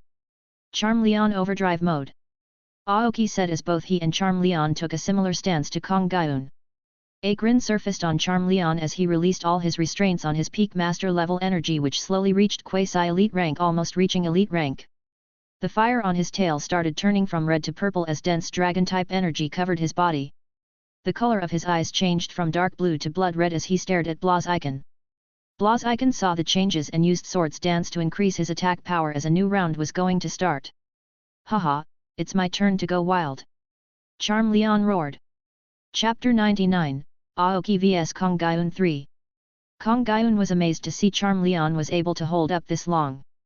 Usually, he never used Blaziken as he was his ace, but seeing the last match and wanting to see how much Aoki trained his Pokémons, he used Blaziken. He had decided to train Aoki as soon as he realized that Aoki had the power of aura that was considered rare or even rarer than owning a legendary Pokémon. Unlike psychic powers that had a chance of being inherited by offspring, the power of aura was not hereditary. A crazy smile appeared on Kong Gaiun's face as he saw purple flames on the tail of Charmeleon. Since the first day Aoki got Charmander, he knew he was special because the dragon-type energy in his body was very large and at the same level as his fire-type energy, which interfered with him using any of them properly. One energy needed to be increased to be used, so Aoki started with fire-type energy. That is why Charmander could not use Dragon-type energy power until he reached Pewter City. Dragon-type was considered the heaviest energy that was infamous for not going well and clashing with other energies. But, Charmeleon against all odds had managed to harmonize and combine fire and Dragon-type energy, giving rise to draconic flames. Looking back, it must have been the effect of darkness aura that enabled that to happen. Currently, the purple flames covered the entire body of Charmeleon, especially his tail, which was going wild. Charmeleon, Flare Blitz. Blaziken dodge in close combat. Boom! Before Blaziken could dodge, Charmeleon's fist connected with Blaziken, creating a large purple explosion. Charmeleon's speed had increased to the degree that it could now compete against Uru-boosted Blaziken. Charmeleon used Belly Drum, taking his health to his limit and gaining huge attack boost. There was the passive regeneration from Dark Aura, so the health lost from Belly Drum was going to regenerate back. Blaziken didn't lose his cool and attacked back with all this power. Charmeleon responded with equally devastating attacks. For a normal bystander, it would only appear that a purple and a red source were fighting all over the field with a speed that their position could not be determined. Forget about technique, Charmeleon was fighting purely based on his instincts, with Aoki giving commands non-stop. His eyes contained a black flame that was only visible to Darkrai. As time went on, the roles completely reversed as Blaziken started taking more damage. His fire was completely suppressed by Charmeleon constantly using strong purple flame attacks. Blaziken's fighting techniques were getting overpowered by overwhelming firepower. By now Charmeleon's energy had risen up to elite rank, matching Blaziken. Overdrive mode was a form that Charmeleon unlocked after consuming the dragon fruit combined with Aoki's dark aura. It pushed his body beyond its limit. Although this power was overwhelming, it also had a side effect. Charmeleon could only retain that form for around 5 minutes, after which he would not be able to move for hours. Although this was a problem now, Aoki was sure that it would be resolved in the future. Charmeleon, let's end this, use outrage. Roar. A terrifying roar that shook the training ground was emitted from Charmeleon as massive dragon-type energy in the form of an azure dragon crashed into Blaziken. Blaziken somehow fought against the first wave of outrage, but the second and third waves came out more powerful, completely surpassing his counter capability. Boom! Creak! Blaziken became blurred and smashed into the gym wall, creating a dent. Drop! Blaziken fell down and fainted. Seeing Blaziken not move anymore, Charmeleon gave another roar and turned back to normal and dropped to the floor heavily panting. He had lost all strength, but this time managed to retain his consciousness. Aoki approached Charmeleon and made him drink a max portion. Good job, Charmeleon, I will reward you after we go back, Aoki said, calling Charmeleon back to his Pokeball. Clap! Clap! Kong Gyun called back Blaziken too and attacked his Pokeball with the other Pokeballs. Amazing! I had never seen something like this before. He used Aura passively to boost his Pokémon's power, but the effect was completely different from Asmodeus. He thought. His expression didn't change much and he still maintained his smile. It was fabulous, you surpassed my expectations, boy, said Kong Gyun, taking out a badge in the shape of a red fist and throwing it toward Aoki. Aoki caught the badge and kept it in his badge case.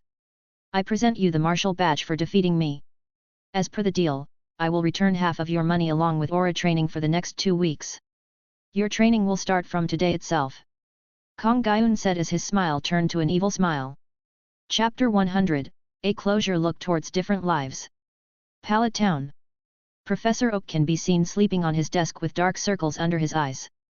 On the table was an empty bottle of alcohol from which he drank before falling asleep. His room was very messy with machines and papers lying all around.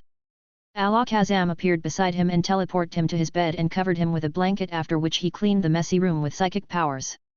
Lastly, he picked up a small orb which was made of blue and pink color and put it in Oak's drawer. It's been more than 10 years since they disappeared. Alakazam looked at the photo on the wall which had Oak, red, and blue in them. In spite of having multiple wives, Oak never tried having any other child after Blue in fear that he could not give everyone enough time. Red was the son of one of Oak's closest friends. Unfortunately, due to an accident, both of them passed away, leaving Red behind. Professor Oak adopted Red. Although Red only viewed Oak as a fatherly figure, Professor Oak loved Red as his own son Blue. Blue and Red had a healthy rivalry that made them compete against each other in almost everything, but at the end of the day, they were best friends. Both of them, after countless battles, once took the spot of the strongest trainers and started working towards their dreams. Red worked toward the dream of catching every single Pokémon, while Blue worked towards uncovering various secrets of the world. During their journey, they fell in love with their partners and started a family. Red married Delia and had a son named Ash, while Blue married a Pokémon breeder and had twins named Daisy and Gary. Just 5 years after the birth of their child, both of them mysteriously disappeared from Pallet Town along with their main Pokémon, leaving behind only a blue-pink orb that Alakazam just put away. Since then, Professor Oak has changed. Alakazam has been with Oak since his childhood and knows exactly how much it broke him. Oak gave Delia and Blue's wife opportunities to keep themselves busy from the grief, Delia agreed to work in Oak's lab while Blue's wife refused the offer. All these years, Oak had tried every single method to uncover the secret of the orb and bring them back. Today was one such day when Oak fell asleep after researching a new method. It was related to the ancient weapon in the Kalos region and the giant Pokémon. In spite of this research having the potential to bring disaster, Oak could not stop himself. He was willing to do anything to bring them back. Vermilion City. Underground Team Rocket hideout. A beautiful woman around the age of 20 bent on her knees and huffed trying to catch her breath, but she was lifted up into the air via very strong psychic power. She tried to counter back with her own psychic power, but it was useless. On the floor below the woman, lay various Pokémon like Alakazam, Gardevoir, Dusknoir, Bayonet, Espeon, etc., but all of them had fainted. A few meters ahead of her stood Giovanni alongside an armored bipedal Pokémon that was responsible for lifting the woman up. The armored Pokémon had a lot of wires attached to its body, and one of the wires was attached to a headset that Giovanni was wearing over his head. The woman looked at Giovanni with anger in her eyes and muttered, "Your 10 minutes are over." Giovanni gave a mental command and the woman was dropped to the floor. "Seems like you wouldn't change your mind, Sabrina. After all that we had done for you, you still want to leave Team Rocket?" "My decision wouldn't change. I no longer want to be a member of Team Rocket and want to live a free life," Sabrina muttered while collecting back her Pokémon. "You know that I can take back everything I gave you, right? Like removing from your gym leader position. Why will you purposely stop something that befits you? Moreover, I am quitting being a member of Team Rocket. I never said that I will stop helping with the right amount," Sabrina said. Giovanni chuckled in amusement hearing that. "Your love for money never changes, hey? Sure then, I will hold my part of the deal. In exchange for one last mission and lasting 10 minutes against our greatest reaction, I will grant you your freedom. You may leave, I shall contact you about your last mission soon." Sabrina bowed one last time before teleporting away. Few minutes after Sabrina's departure, Emily came and stood beside Giovanni handing him a report. Was it necessary to agree to her request? Emily asked. She had mostly done what I had expected from her. I always knew she never had any loyalty to Team Rocket, but it was undeniable that she was useful till now. It's good that she is not cutting ties with Team Rocket, that would have been disappointing, Giovanni said to Emily. The next thing I need is a proper test subject, a legendary to test out my legendary. Project Zapdos continues. Hone region. Sky Pillar, the tallest structure in the entire Hone region that went beyond the clouds. A small back figure appeared on the top floor of the tower where a shrine of stone was made. The small black figure summoned a green orb and inserted it into the shrine. Soon after that, cracks started to form in the air from where two yellow menacing eyes stared at the small black figure, who gave back a creepy smile. The Pokémon from the crack made the cracks wider and appeared in the real world, revealing his entire body. The Pokémon was over 10 meters tall and had a snake-like black body with 2 arms. It had a yellow pattern all over its body and 4 horns on its head. "What do you want, Mars Haddo? It's been a while, Rayquaza. It's time for you to serve our lord again." Boom! The god of the sky Rayquaza opened his mouth and fired a hyper beam at the black figure, but the hyper beam seemed to have passed through the small black figure. The small figure summoned a purple orb and crushed it, making Rayquaza stop all his movements as his eyes turned purple. "Now, you are obedient. I don't have any more control orbs, you shall become my companion, until I find the next retainer." Mars Haddo floated and surveyed Rayquaza. "So your strength has degraded too, pathetic, shameful." He summoned an Ultra Ball and put Rayquaza into it. "Human technology. Has really come a long way. Don't worry, I will make sure that you regain your former glory, and serve Lord again."